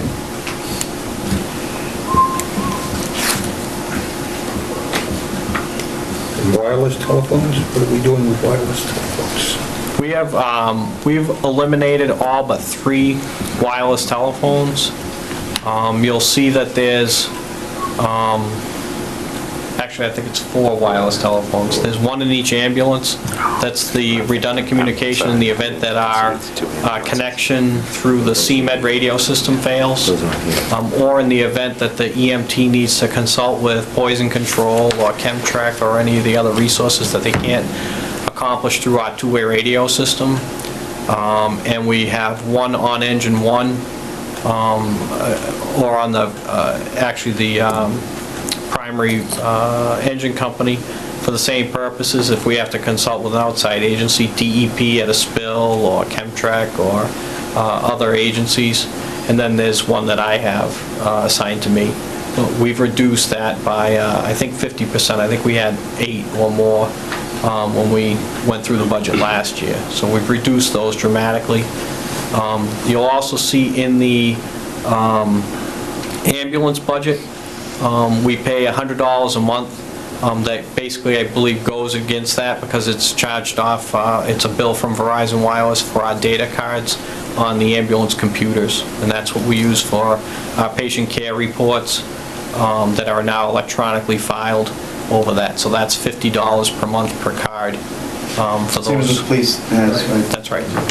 Right. Do we have town-wide negotiated agreements with Verizon or whoever the carrier of choice is, so that all the cell phones are on the same, Yes, with the same carrier? yes. But I don't believe that We're on the government plan. We've really reduced the cost of the cell phone, of all cell phones over the past year, but we're on one town-wide government contract. There's a benefit to being that because there's no cancellation cost. If we negotiated separately, we would have termination costs. We do have to keep a minimum, though, and we're pretty close to it. We have to have a minimum of 20 phones, and right now we're sitting at 22.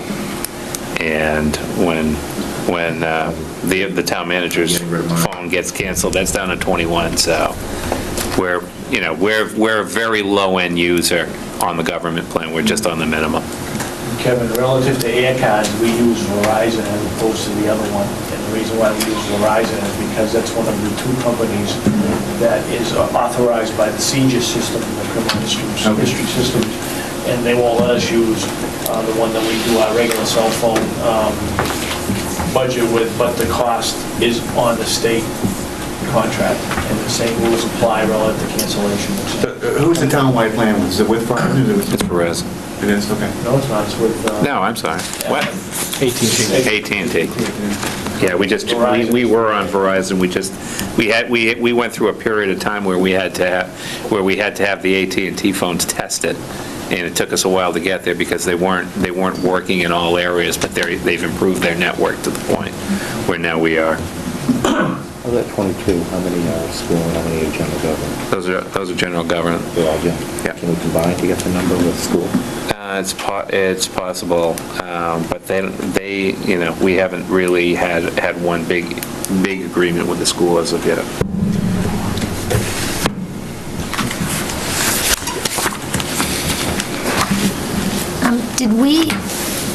The Public Safety Commissions and Rewards, it's dropped down to 0. Was that rolled with another? That, again, it's nomenclature, Cari. They in the process of adopting a standard accounting naming of these accounts. And Bill, refresh my memory, what? It was one of the equipments. It was fire equipment. Yeah. Because of the account number that we used previously, it changed over to that name, but we don't have any commissions or awards to the amount of that dollar figure. And you did pick up a fire equipment, so, okay. Yeah, that was the new one. And just so I can explain the difference between those two fire equipment categories. Yeah, 5586. One, as you probably recall, was a plea that we made with the Finance Committee, I think 4 years ago, Howard, keep me honest, relative to personal protective equipment. And I believe that's now appropriately named. That refers to the turnout gear that the firefighters wear. That was perennially funded at about between $5,000 and $7,500. We requested that it be increased to $10,000 annually because of the increase in expense. That turnout gear is continuously going up, and our hope that we would not have to come before the town for a major capital item when the gear deteriorated. By having the ability to maintain that at $10,000, we felt as though we could replace the turnout gear on a regular basis, incrementally. We've had some luck with that, and we're continuing to do that. The other thing that we've done with those funds is we've found a good vendor who can make repairs to the turnout gear that are certified by the manufacturer for that purpose, so we're not into any warranty issues or violating any of the standards with respect to that. So that was reduced last year, I think, to $9,000, and we're pleased to see it restored to $10,500 this year. But that's the difference between the other equipment one is the one that we use to purchase hand tools for the apparatus, small power tools and such. Just to give you an example of that, we purchased a new generator. We splurged on a new generator for engine 2 when the new truck came in to replace the 1973 generator that was on the previous engine. So we splurged in 2000, or actually last year, we splurged to put a new generator on the 2000 to replace the 1966 generator that came off of the LaFrance. So we're, that's what we use the other equipment line for, is our general small equipment. Okay.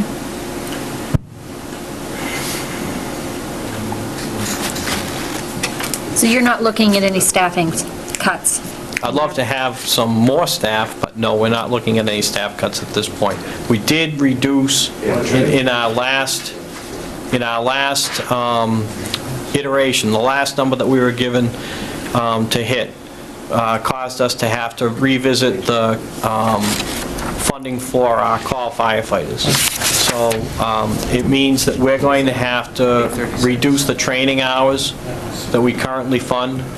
And we're going to have to really monitor the number of people that we use on some of the calls and try and reduce that as best we can. Do you call people individually, Peter? No. Just a blanket call goes out? No, every member is assigned to a company, Peter. Okay. So there are 4 engine companies and 1 ladder company. So those 5, the department is divided up into 5 groups for all intents and purposes. And we have certain incidents where we only call 1 group in, and then we have other incidents where we do a blanket callback. Okay. So the number increases by groups rather than by individuals? That's right. Okay. I dropped off an article at the fire station. Did you have a chance to, is that something that we do now? We do not have an engine company respond with the ambulance on medicals. Okay. Now, let me qualify that. Because if somebody goes back and says, well, there was a situation where if the ambulance goes out on a call and they need additional lifting help, we send an engine company out there, and that's one of the group calls. So we send 4 or 5 individuals because the individual might be in such a precarious position that we're going to injure the 2 EMTs that are on the ambulance if they don't have lifting help. But as a rule, we do not have an engine company running along with an ambulance except in those occasions. The other occurrence where that happens is we do roll engine 5 if an out-of-town ambulance is coming because of the delay in the response time. Mm-hmm. So we have EMTs that are assigned to engine 5, and engine 5 is equipped with automatic defibrillator, oxygen, and other equipment so that they go and meet the 3rd ambulance or subsequent as necessary, but it's on an infrequent basis. It's probably I wouldn't even put a number on it, but it's not a common occurrence. So why would the ambulance go instead of an engine? I'm sorry? Our other one was tied Both up. of our ambulances are committed. So another town is sending one. Right. So the cost savings suggestion in that article, it would not benefit it would not be cost effective for us to do something along those same lines. It would not. Peter, have you, with training and whatnot, totally mitigated the negative effects of Milford Hospital shutting down their activity? We're getting much closer. February 4th, as I mentioned, we went live with our paramedic level service. That's using a paramedic basic waiver. So we run 1 basic EMT and 1 paramedic on the ambulance at all times. We're in the process, because of the status, some of our paramedics, I'm happy to report that over the last month of February, firefighter Joe Healy and firefighter Brian Stevens Jr. have both been certified as paramedics. So that brings our total complement within the full-time staff to 6 paramedics. And we have a number of, I think, 5 other on-call paramedics on the call department. So we've implemented policies and procedures to use those folks. The one hiccup, if you will, is that with the new paramedics like Joe and Brian, they have a precepting requirement by our medical director that requires that they run with a seasoned paramedic for their first year. So while we are operating at the ALS level, we are still kind of in a training mode, if you will, but we've implemented policies and procedures to accommodate that, and we expect, obviously, within the year that we'll be out of that, because we have people on a kind of a sliding scale that are working through that progression. But the cost of that additional training is all factored into the budget then? Well, you'll see in the ambulance budget, actually, I don't think you'll see in the ambulance budget because of its current format, but I have requested for FY10, and Dave has a tool for us to accommodate this, a transfer from the retained receipts in the ambulance fund to my operating budget for training, because we have 3 more of the full-time personnel who have indicated they would like to be trained as paramedics. So we're going to make an offering, provided that those funds get approved, we're going to make an offering to them to instigate some of that training and get them to that paramedic level. That would bring us to 8 of the 8 or 9? It would be 9. 9 of the full-time staff that would be paramedic level. That would put us in a great spot, quite frankly, and the investment is worthwhile in developing our staff to maintain and increase our capabilities in the field. So I'm asking this year for another $30,000 out of the retained funds for that training purpose. Do we have any paramedics in the police force? No, we have some EMTs. EMTs, okay. All but one of our dispatchers is an EMT. Okay. And no paramedics, but because we wouldn't, most of the time, we'll go there, we're all first responder trained, and what will happen is, we're not going to be the ones to drive to go in the ambulance to the hospital, etc. There are times occasionally, though, when we've driven, and I'm an EMT, and I remember one time where I believe the chief and I did a call, and we'll get the job done when we need to. But most part it's first responders on the police department, but they're well trained and they work with the EMTs until the ambulance is ready. The ambulance personnel are ready to take over the care. And the loss of the advanced life support out of Milford, they still have their fully staffed emergency room, don't they? They do have a fully staffed emergency room. So that's your primary, your preferred place to go? Right. North of 80% of our transports are to Milford Hospital. Okay. Yep.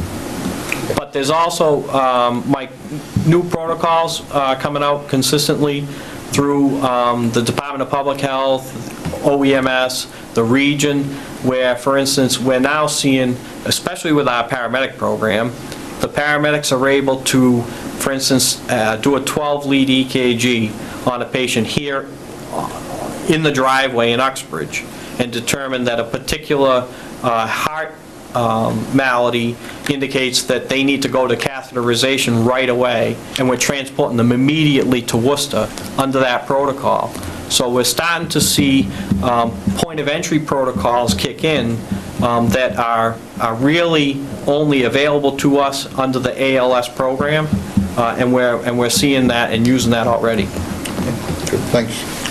2 questions. First, relative to the training that the town, funds to upskill people, yes. Paramedic certification. Do we ask for a promissory note or some commitment of future employment, once they receive the certification? We don't. We do not. Now, there's a couple of reasons for that. One of which is my information through professional affiliations is that it's a very difficult provision to enforce. That, in the industry, we've seen folks who have requirements that you must, stay for 2 years after your certification or repay, and it's, in most cases, it's unenforceable. The second reason is, truly, the reason that we're incentivizing this is we have a very stable workforce. I don't see any of our folks leaving. They want to stay here, they want to work for the town. They've made a commitment to advance the service, and that commitment is supported by this training. So, and I expect that that's going to continue. I don't have any indication that any of our folks are going to leave. We have, for the most part, I think our junior, if you will, staff person is a 7-year veteran now.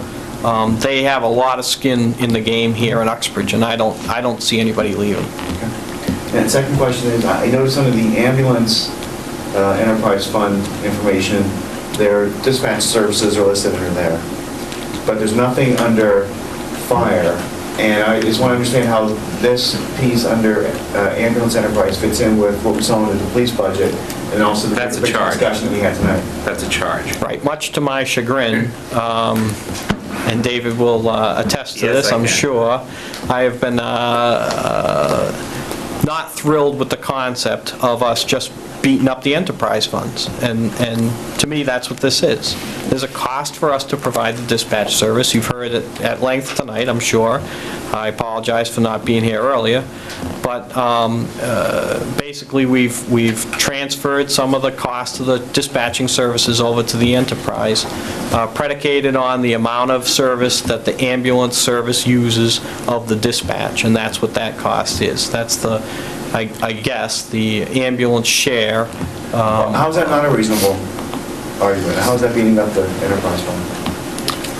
Well, I'm not trying to be argumentative. I just, to me, if 1/5 of the calls are ultimately routed to the ambulance service, shouldn't that enterprise fund bear 1/5 of the cost of running the dispatch service? I suppose, I think it's, Does that include heat and water, sewer, and trash disposal, and operating supplies? at the end of the day, we've been very... Millville will be interested. We've been successful. We've been successful in our ambulance enterprise since its inception.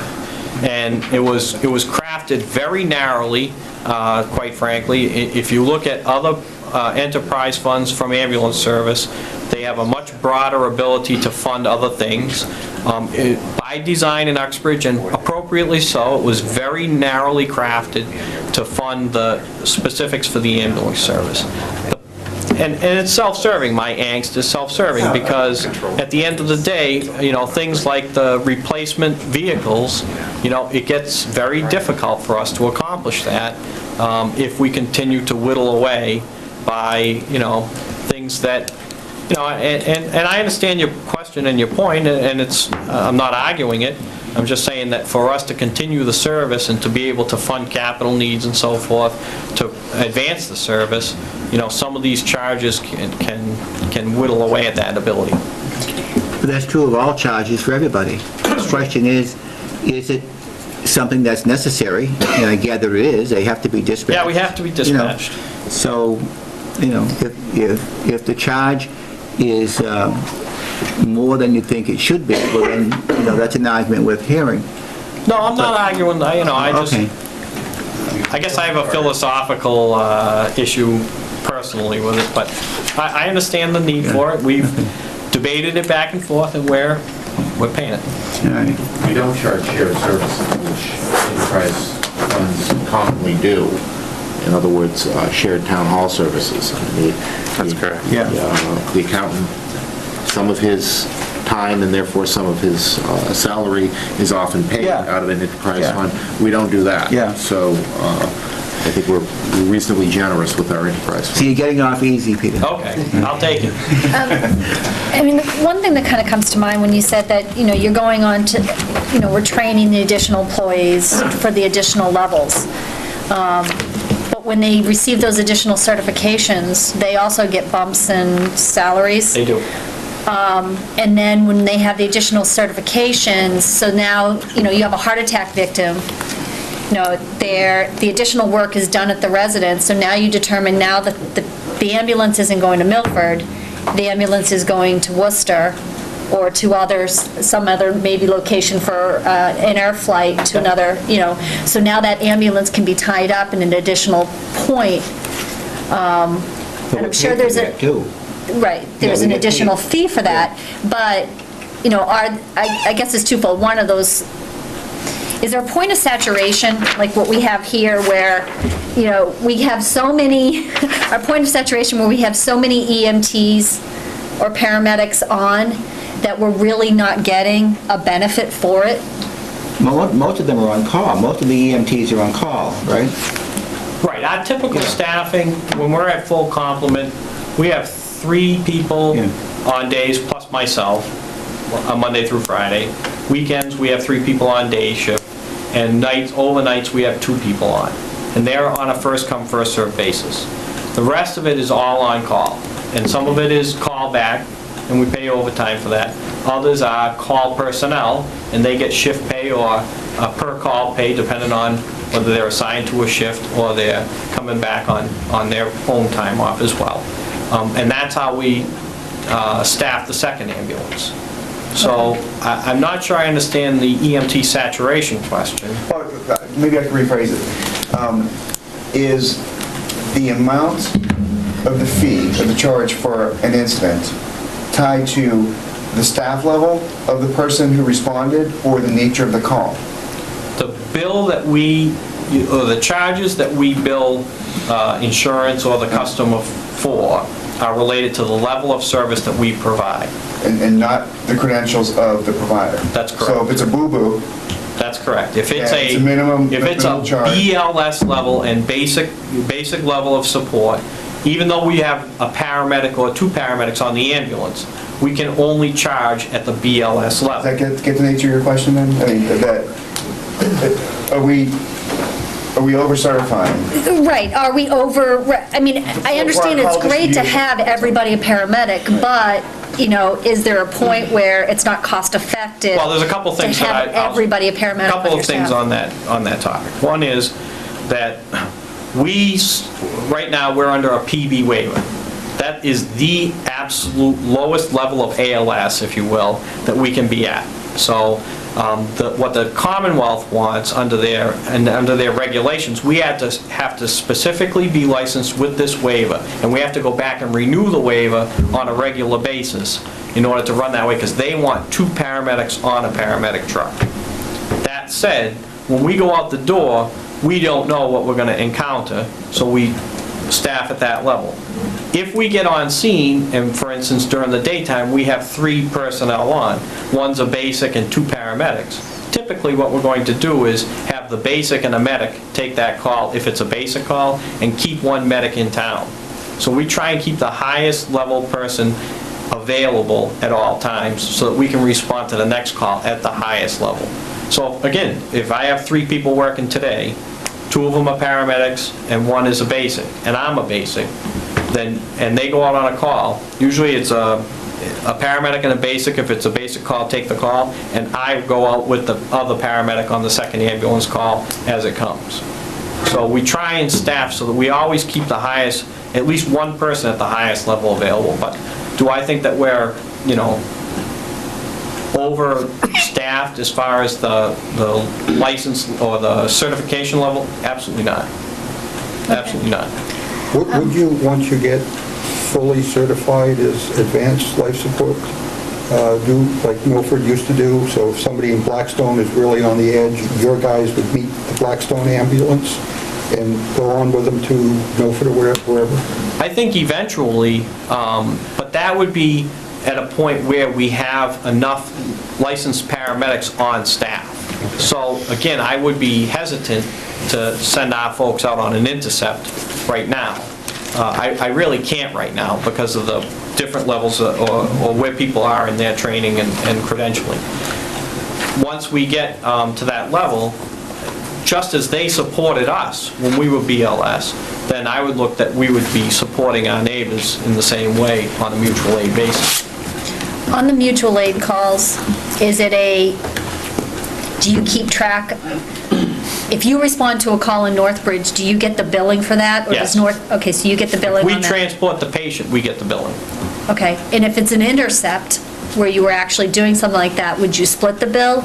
Or it's whoever lands them at the hospital, or it's whoever started the call? What we do with intercepts right now is, if we're transporting a patient and we need an intercept, And so leading up until February 4th, when we met with another ALS agency, we gave them the difference between the basic and the advanced life support transport of that fee. So for instance, if the bill was $750, usually the delta between a basic and an advanced life support is like $70. So we would give them $70 and we would take the rest. Okay. Understand, though, that we were that was kind of a bad deal for them in that they have to tie up their truck, and they're not getting any transport, they're not getting any mileage. We're getting basically a lot of money for that, and they're getting very little. So they've really been just supportive of us, for a nominal. So we kind of owe our dues to do that. We do. Okay. One other thing in your budget commentary, on section 7, you talk about the inspections that you have to do and how you would like at some point to pick up an inspector position. I learned, and I didn't get a lot of details on it yet, but I learned recently that the fire departments have to do inspections on, like, when certain plumbing is done in houses that involve, and it may be like when certain gas forms of equipment are put in, that a fire inspection is also to possibly be conducted. Like I said, I don't have all the basics behind it, but if situations like that occur where you have to go in to do some type of house inspection, Yes. Do you all charge fees for that, or is that built in with the building department's fees?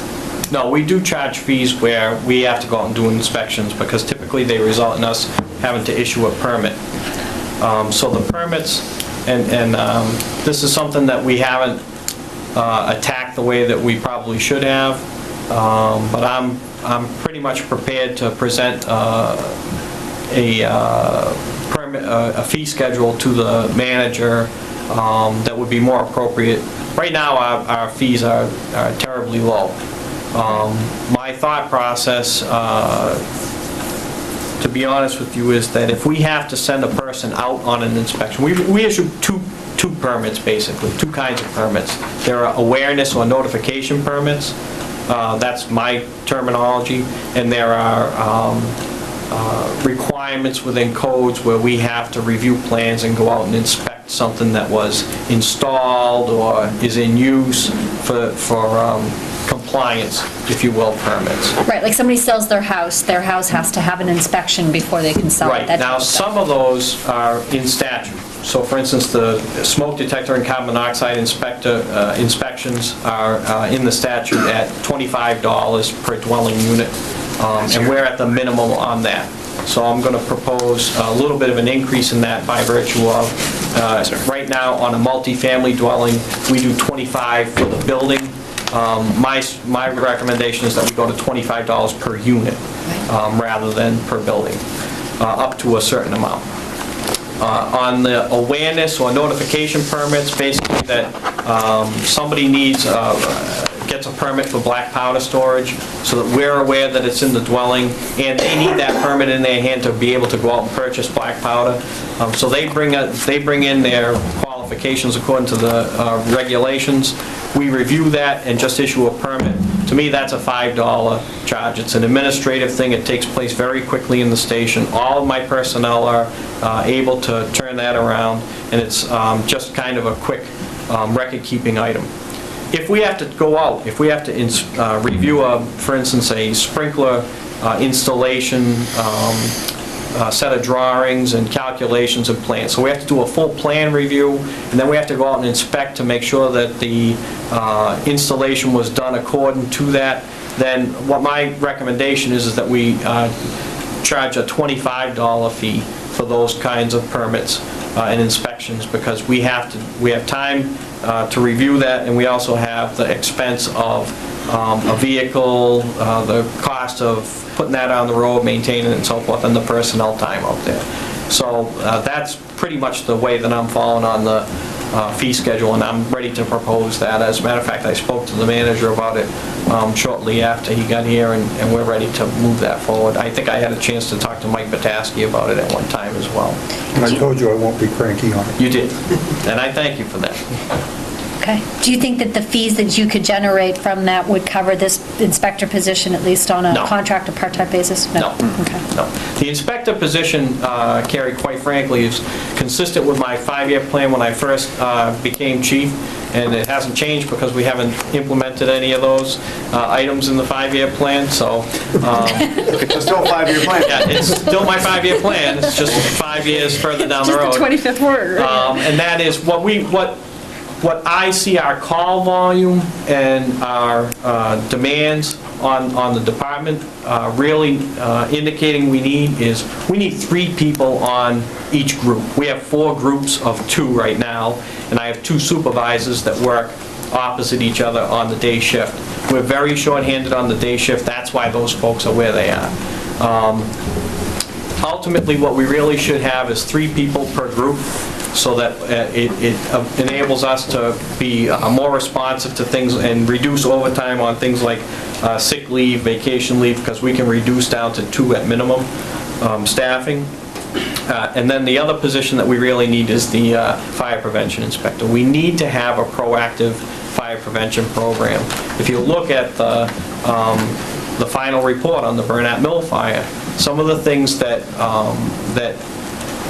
were involved there are things that we could have picked up on a little bit earlier if we had more of a proactive than a reactive fire prevention program. We don't have anybody who's doing regular business inspections. We're meeting the letter of the law, and we're responding to the required inspections that we do today, but we don't have any proactive fire prevention work going on. And those are the positions that I feel we really need. So ultimately, at full strength, the department needs an additional 3 people. I've prioritized the fire prevention position each year. I think that's the #1 position for us to fill. It gives us another person during the day as well, because I would have that person on an administrative, my proposal would be that they're on an administrative schedule. Monday through Friday, business hours is when we're really hurting as far as personnel availability. Our call force is depleted significantly because people work out of town. Or, we have 1 or 2 employees in town that now are actually releasing their personnel on calls to us, which has been great. But, we really could use that bolster on the day shift. So that was the priority position, and I've asked for it consistently each year. Motion to adjourn. Second. Did you want to approve this first? This is the approval. We'll take it under advisement. All right, motion to adjourn? So moved. Second. All right, all in favor? Aye. Yes.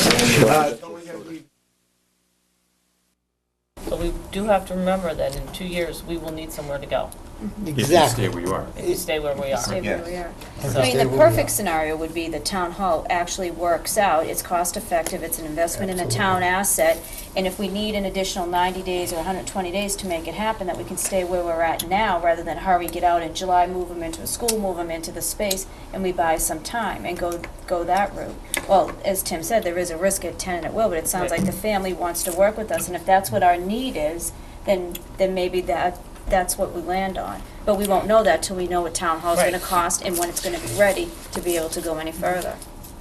But it's nice to know that we're not gonna be out on the street come July if town hall isn't ready. Anything else on this agenda item? Do you have anything else in your report? Okay. Well, the only question I have for Go ahead. is, I guess we are scheduled to, the lease ends July 15th? Yes. Is that correct? The I mean, current so- lease, yes. Do we do something about that? Or are we gonna say, no, we're not gonna do anything about that because we're gonna be in the town hall by whenever?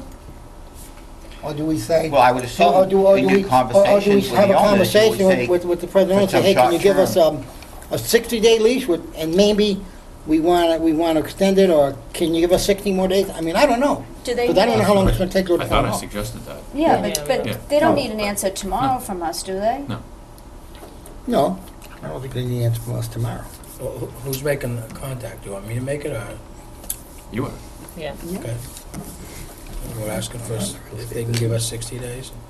Would they be willing to give us 60 to If 90 we need it. days if we need it? They live in Atlanta. Okay. I think the biggest thing is to let them know that we're still researching our options, and we can't give them any That's answer what I'm right gonna away. tell them. Yeah, I mean, and they're not going to argue with the the truth. logic behind investing in a town asset and putting, doing all of that. Okay. Sounds good to me. Do you have anything else? Okay, let's go on to the next agenda item, school building committee update. Thank you. There's not a lot to report this time. We did have a meeting at the police station last week. We're generally meeting the first and third Wednesdays of the month, and the fifth Wednesday if there is one. So that's kind of the rule of thumb to follow. At this point, we're just all in our little subgroups gathering information, and we agreed that we'd try to bring draft information to, if we have like draft verbiage language beforehand, to distribute to the groups that be prepared to come into the meeting ready to discuss it for the statement of interest.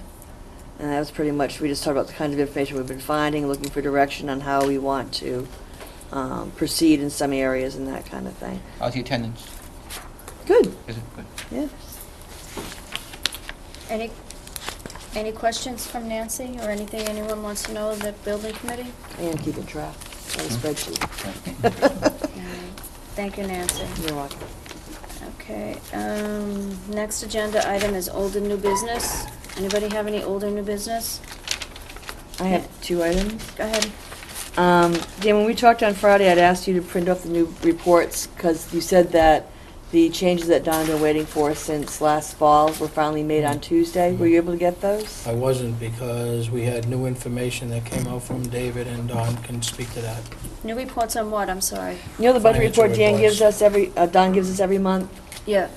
Well, because, from what I understand at Tuesday's meeting, and Jeannie had raised the question about some discrepancies on that's what it was, Jeannie's email had raised questions about some of the line items that were still out of whack. And Peter and I have addressed those questions. Yeah.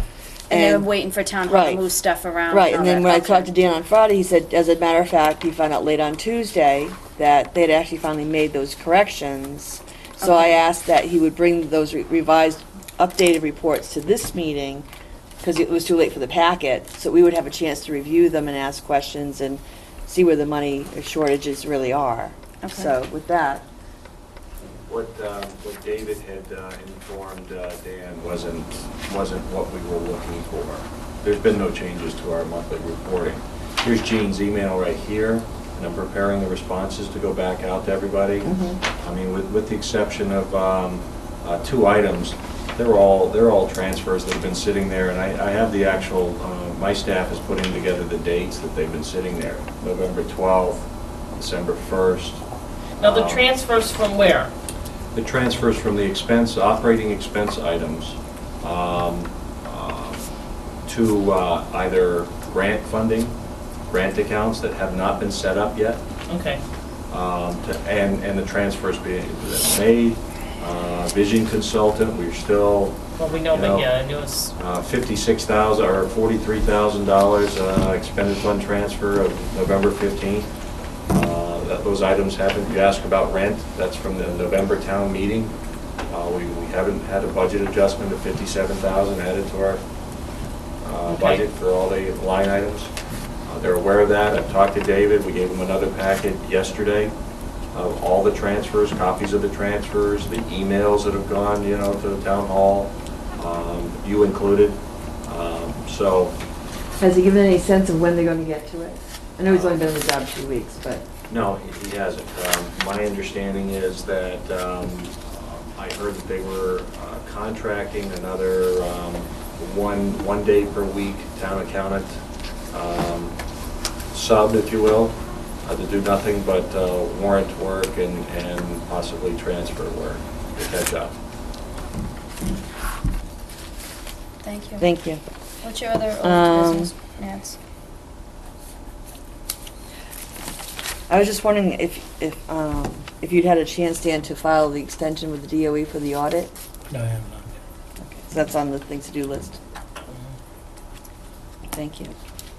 Any other old or new from anybody else? Tim, go I ahead. got a comment. When we went over the with the Director of Student Services job description, I didn't notice Mosaic Mill being included in there. I don't know if they'd be any part of that or have any oversight of that. That would be under special ed, Tim. That would be under special ed services in general, the Mosaic Mill. Okay, so you don't have to Designate it? designate it out? No. All right. Have you found anything out on Accept and Tech? They were in Yes. part of the job description? Yeah, they are the collaboratives that I talked about. I did include them in the job description. I'll forward you guys a new copy of that job description, and we actually spelled it out. What collaborators are they? I don't have the exact collaboratives. They are the ones, the Blackstone Valley Collaborative. I will send them out in an email tomorrow morning. All right. To you. I was away when the website went up, and there were some emails flying around about the website.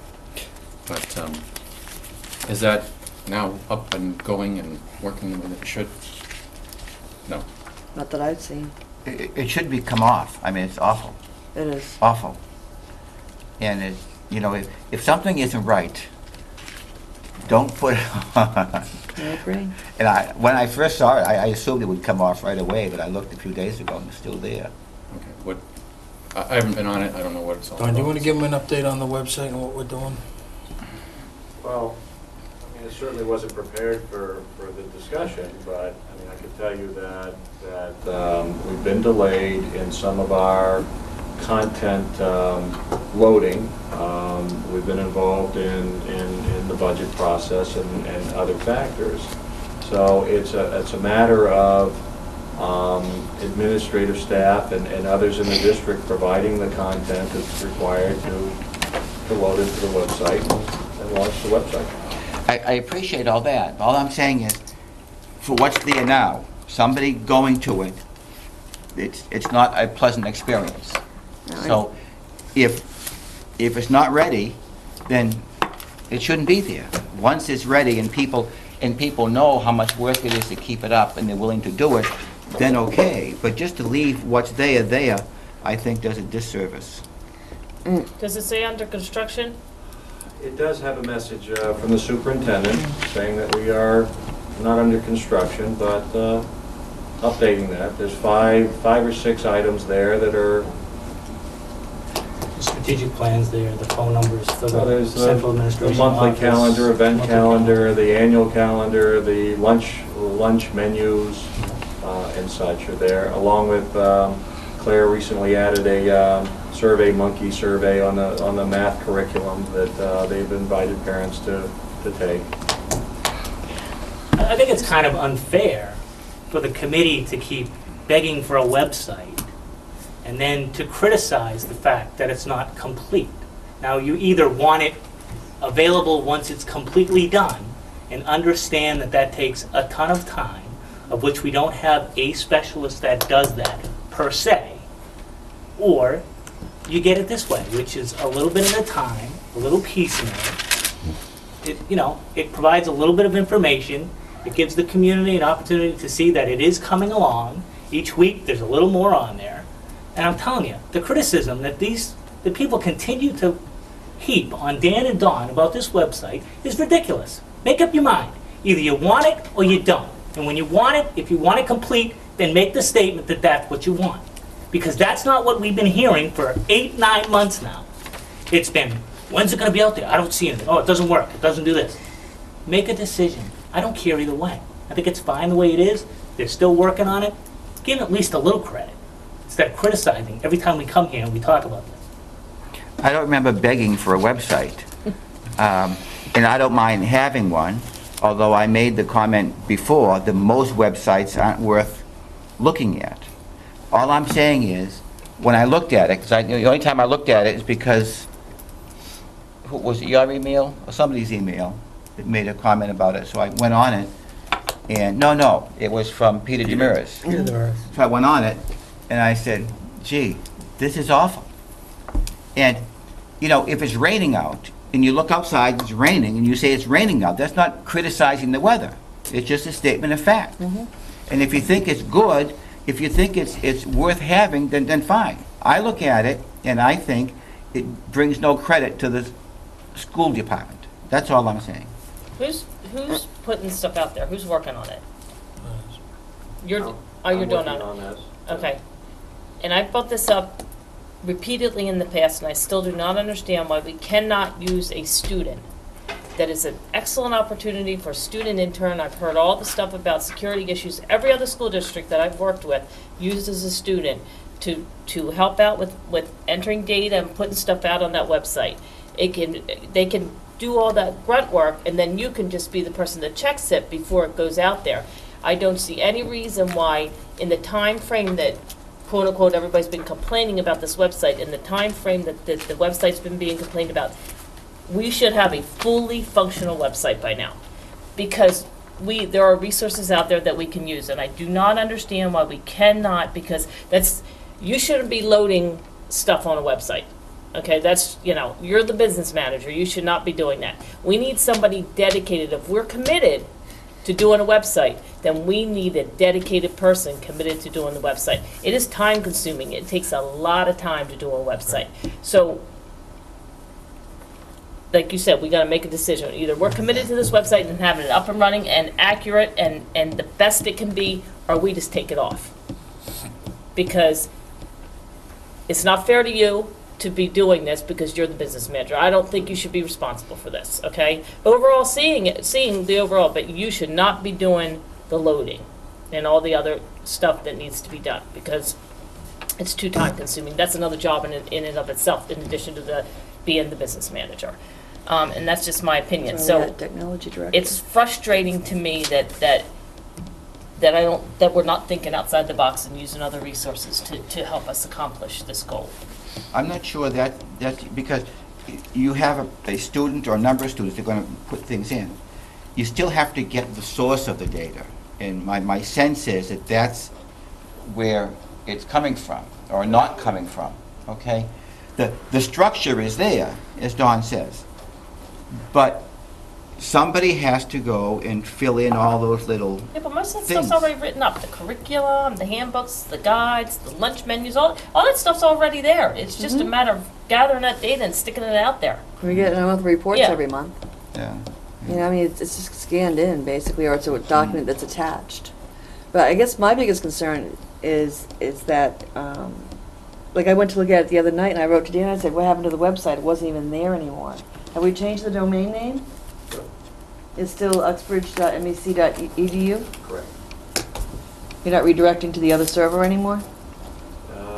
We're not directing it. The only server that it's been redirecting to is MEC server, a Windows-based server from their standard Linux box.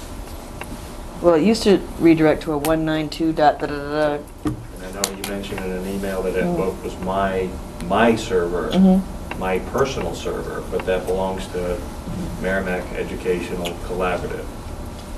We wanted a Windows box that it was served with. That's the only way they could service us. Now, we have registered a domain that's a Windows box that will work to our advantage, uxbridgeschools.com, that we will use in the future. But for now, we're using the same MEC service that we've been using. So I couldn't get in the other night, and I haven't had a chance to try again since. So, and this is the reliability issue with them, and one of the reasons that we're doing it. Okay. I'll check it out again. I don't know that much about setting sites up or maintaining them or that, but is there like an initial fee involved? Is there a maintenance fee? Is there a monthly fee? Is there something that we have to pay for in order to keep that site there? Yes. Okay. And does that go to MEC? Yes. What is the fee?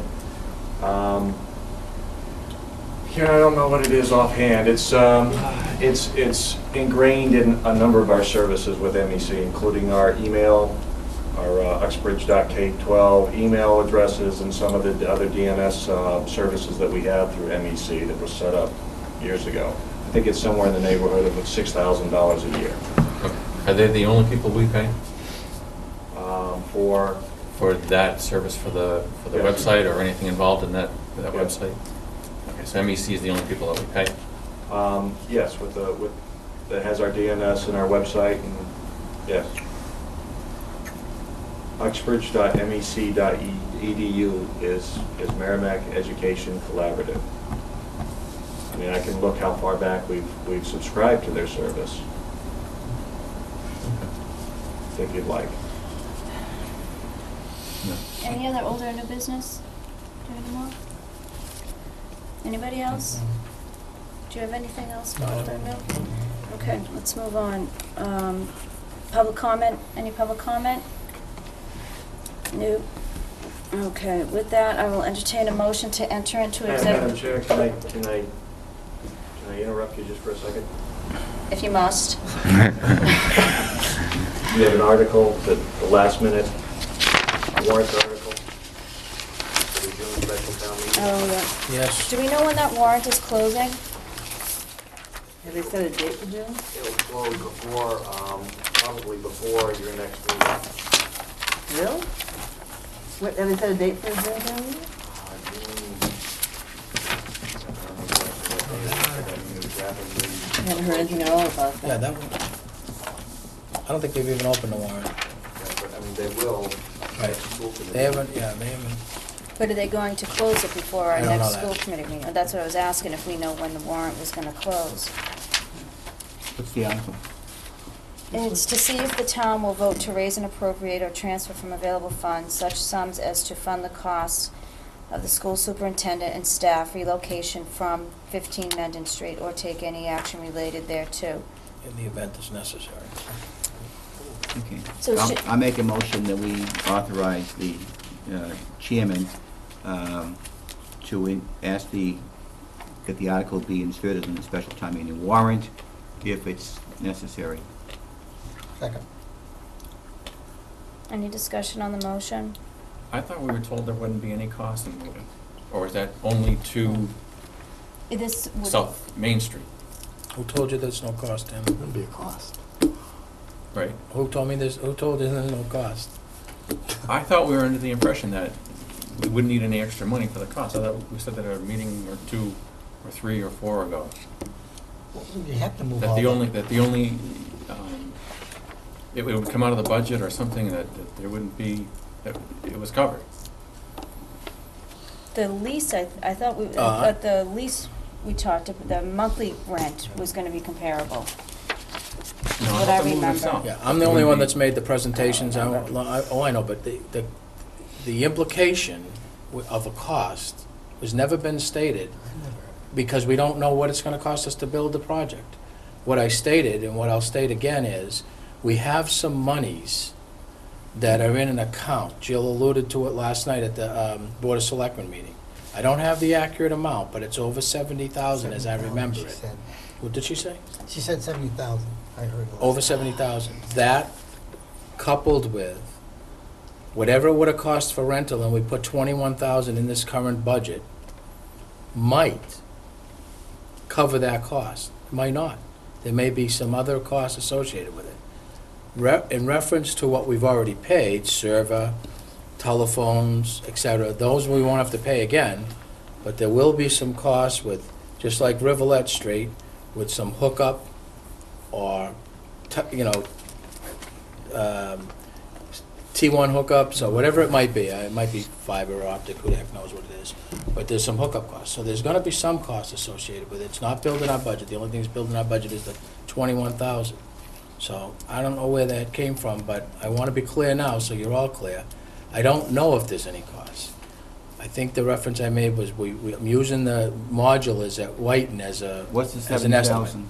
Where's that? That was from? in a building account that we had, that much like we were using in the police station. Okay. That they were gonna use, that if, according to Jill, and I think it's still true, and it was true before she was a town manager, when Alan was there, that money can be used to do school building of some sort. Okay, however, unless that money is in our operating budget, it will still take a town meeting vote. Oh, yeah. To do that. Right. So you need the town meeting vote. And make sure it's broad enough to encompass that. But I think you were talking about additional costs. You weren't talking just about the 70,000, right? First I heard no of the 70,000. That was a thought that I had heard, that I think it when wasn't we- gonna cost us anything more to move, and that, I think when we talked about the Briggs property, yeah, that she was gonna be willing to Right. do all Oh, yeah, the that wiring and the fit up, and that's true. anything that we needed, she would fit the building up to service our needs if we Right. chose to move there. Right. And then at that point, the only possible additional cost would be moving all the equipment That's there. true. And since Mike and everybody took care of that the last time, there probably would be minimal cost. I think when we talked about Briggs, when that was the that's only right. option, I think that's what we That's talked true. about. Right. That's true. From a But no-cost at the time, that was the perspective. only thing we were talking Right. about. Right. That's true. But building up the top of the town hall, obviously, is gonna incur costs, regardless. But that's a true statement. But I think that's where you got the no cost. Big cost. It's the Briggs piece. Any other discussion on the motion? Okay, before we go to a vote, I just want to, let's be clear. This motion is to authorize me to submit the article on behalf of the school committee should we find ourselves needing to do that and the warrant's going to close and we're not, before our next meeting, correct? That's what we're voting on. Is everyone clear on that? And do you, just real quick, yeah, and do you realize though, if we do decide to move, that's cut, that's not gonna, you're not gonna know whether you have the funding for it till June. Correct. Correct. Correct. And that's comes into play the hope that they'll extend our current, the current lease another 90 days or whatever to be able to buy us that time. It also forced the discussion about us moving into the school systems for a couple of months as well. Right. But you're right, Jay. Good point. And we can't do it any other way. We can't get it in for the annual town meeting. So this is the only other option. Any other discussion on the motion? And we're all clear what this motion is for. Okay. Because there would be another vote, should we need it, of what we want the motion to say and how much for.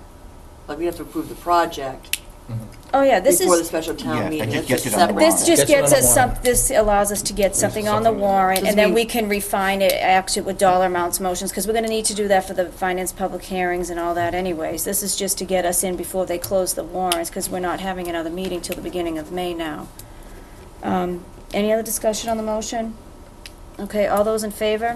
Aye. All those opposed? Me. Okay, 6-1. I'm sorry, who seconded that motion? Ernie did. Okay. Now, I will entertain a motion to enter into executive session for purposes of discussing union negotiations with no new business to follow. So moved. Second. Roll call vote, Mr. Haynes? Yes. Mrs. Pennell? Yes. Dr. Smith? Yes. Mr. Esposito? Yes. Mr. Bagdasarian? Yes. Mrs. Lyle? Yes. And Ms. Pascucci, yes.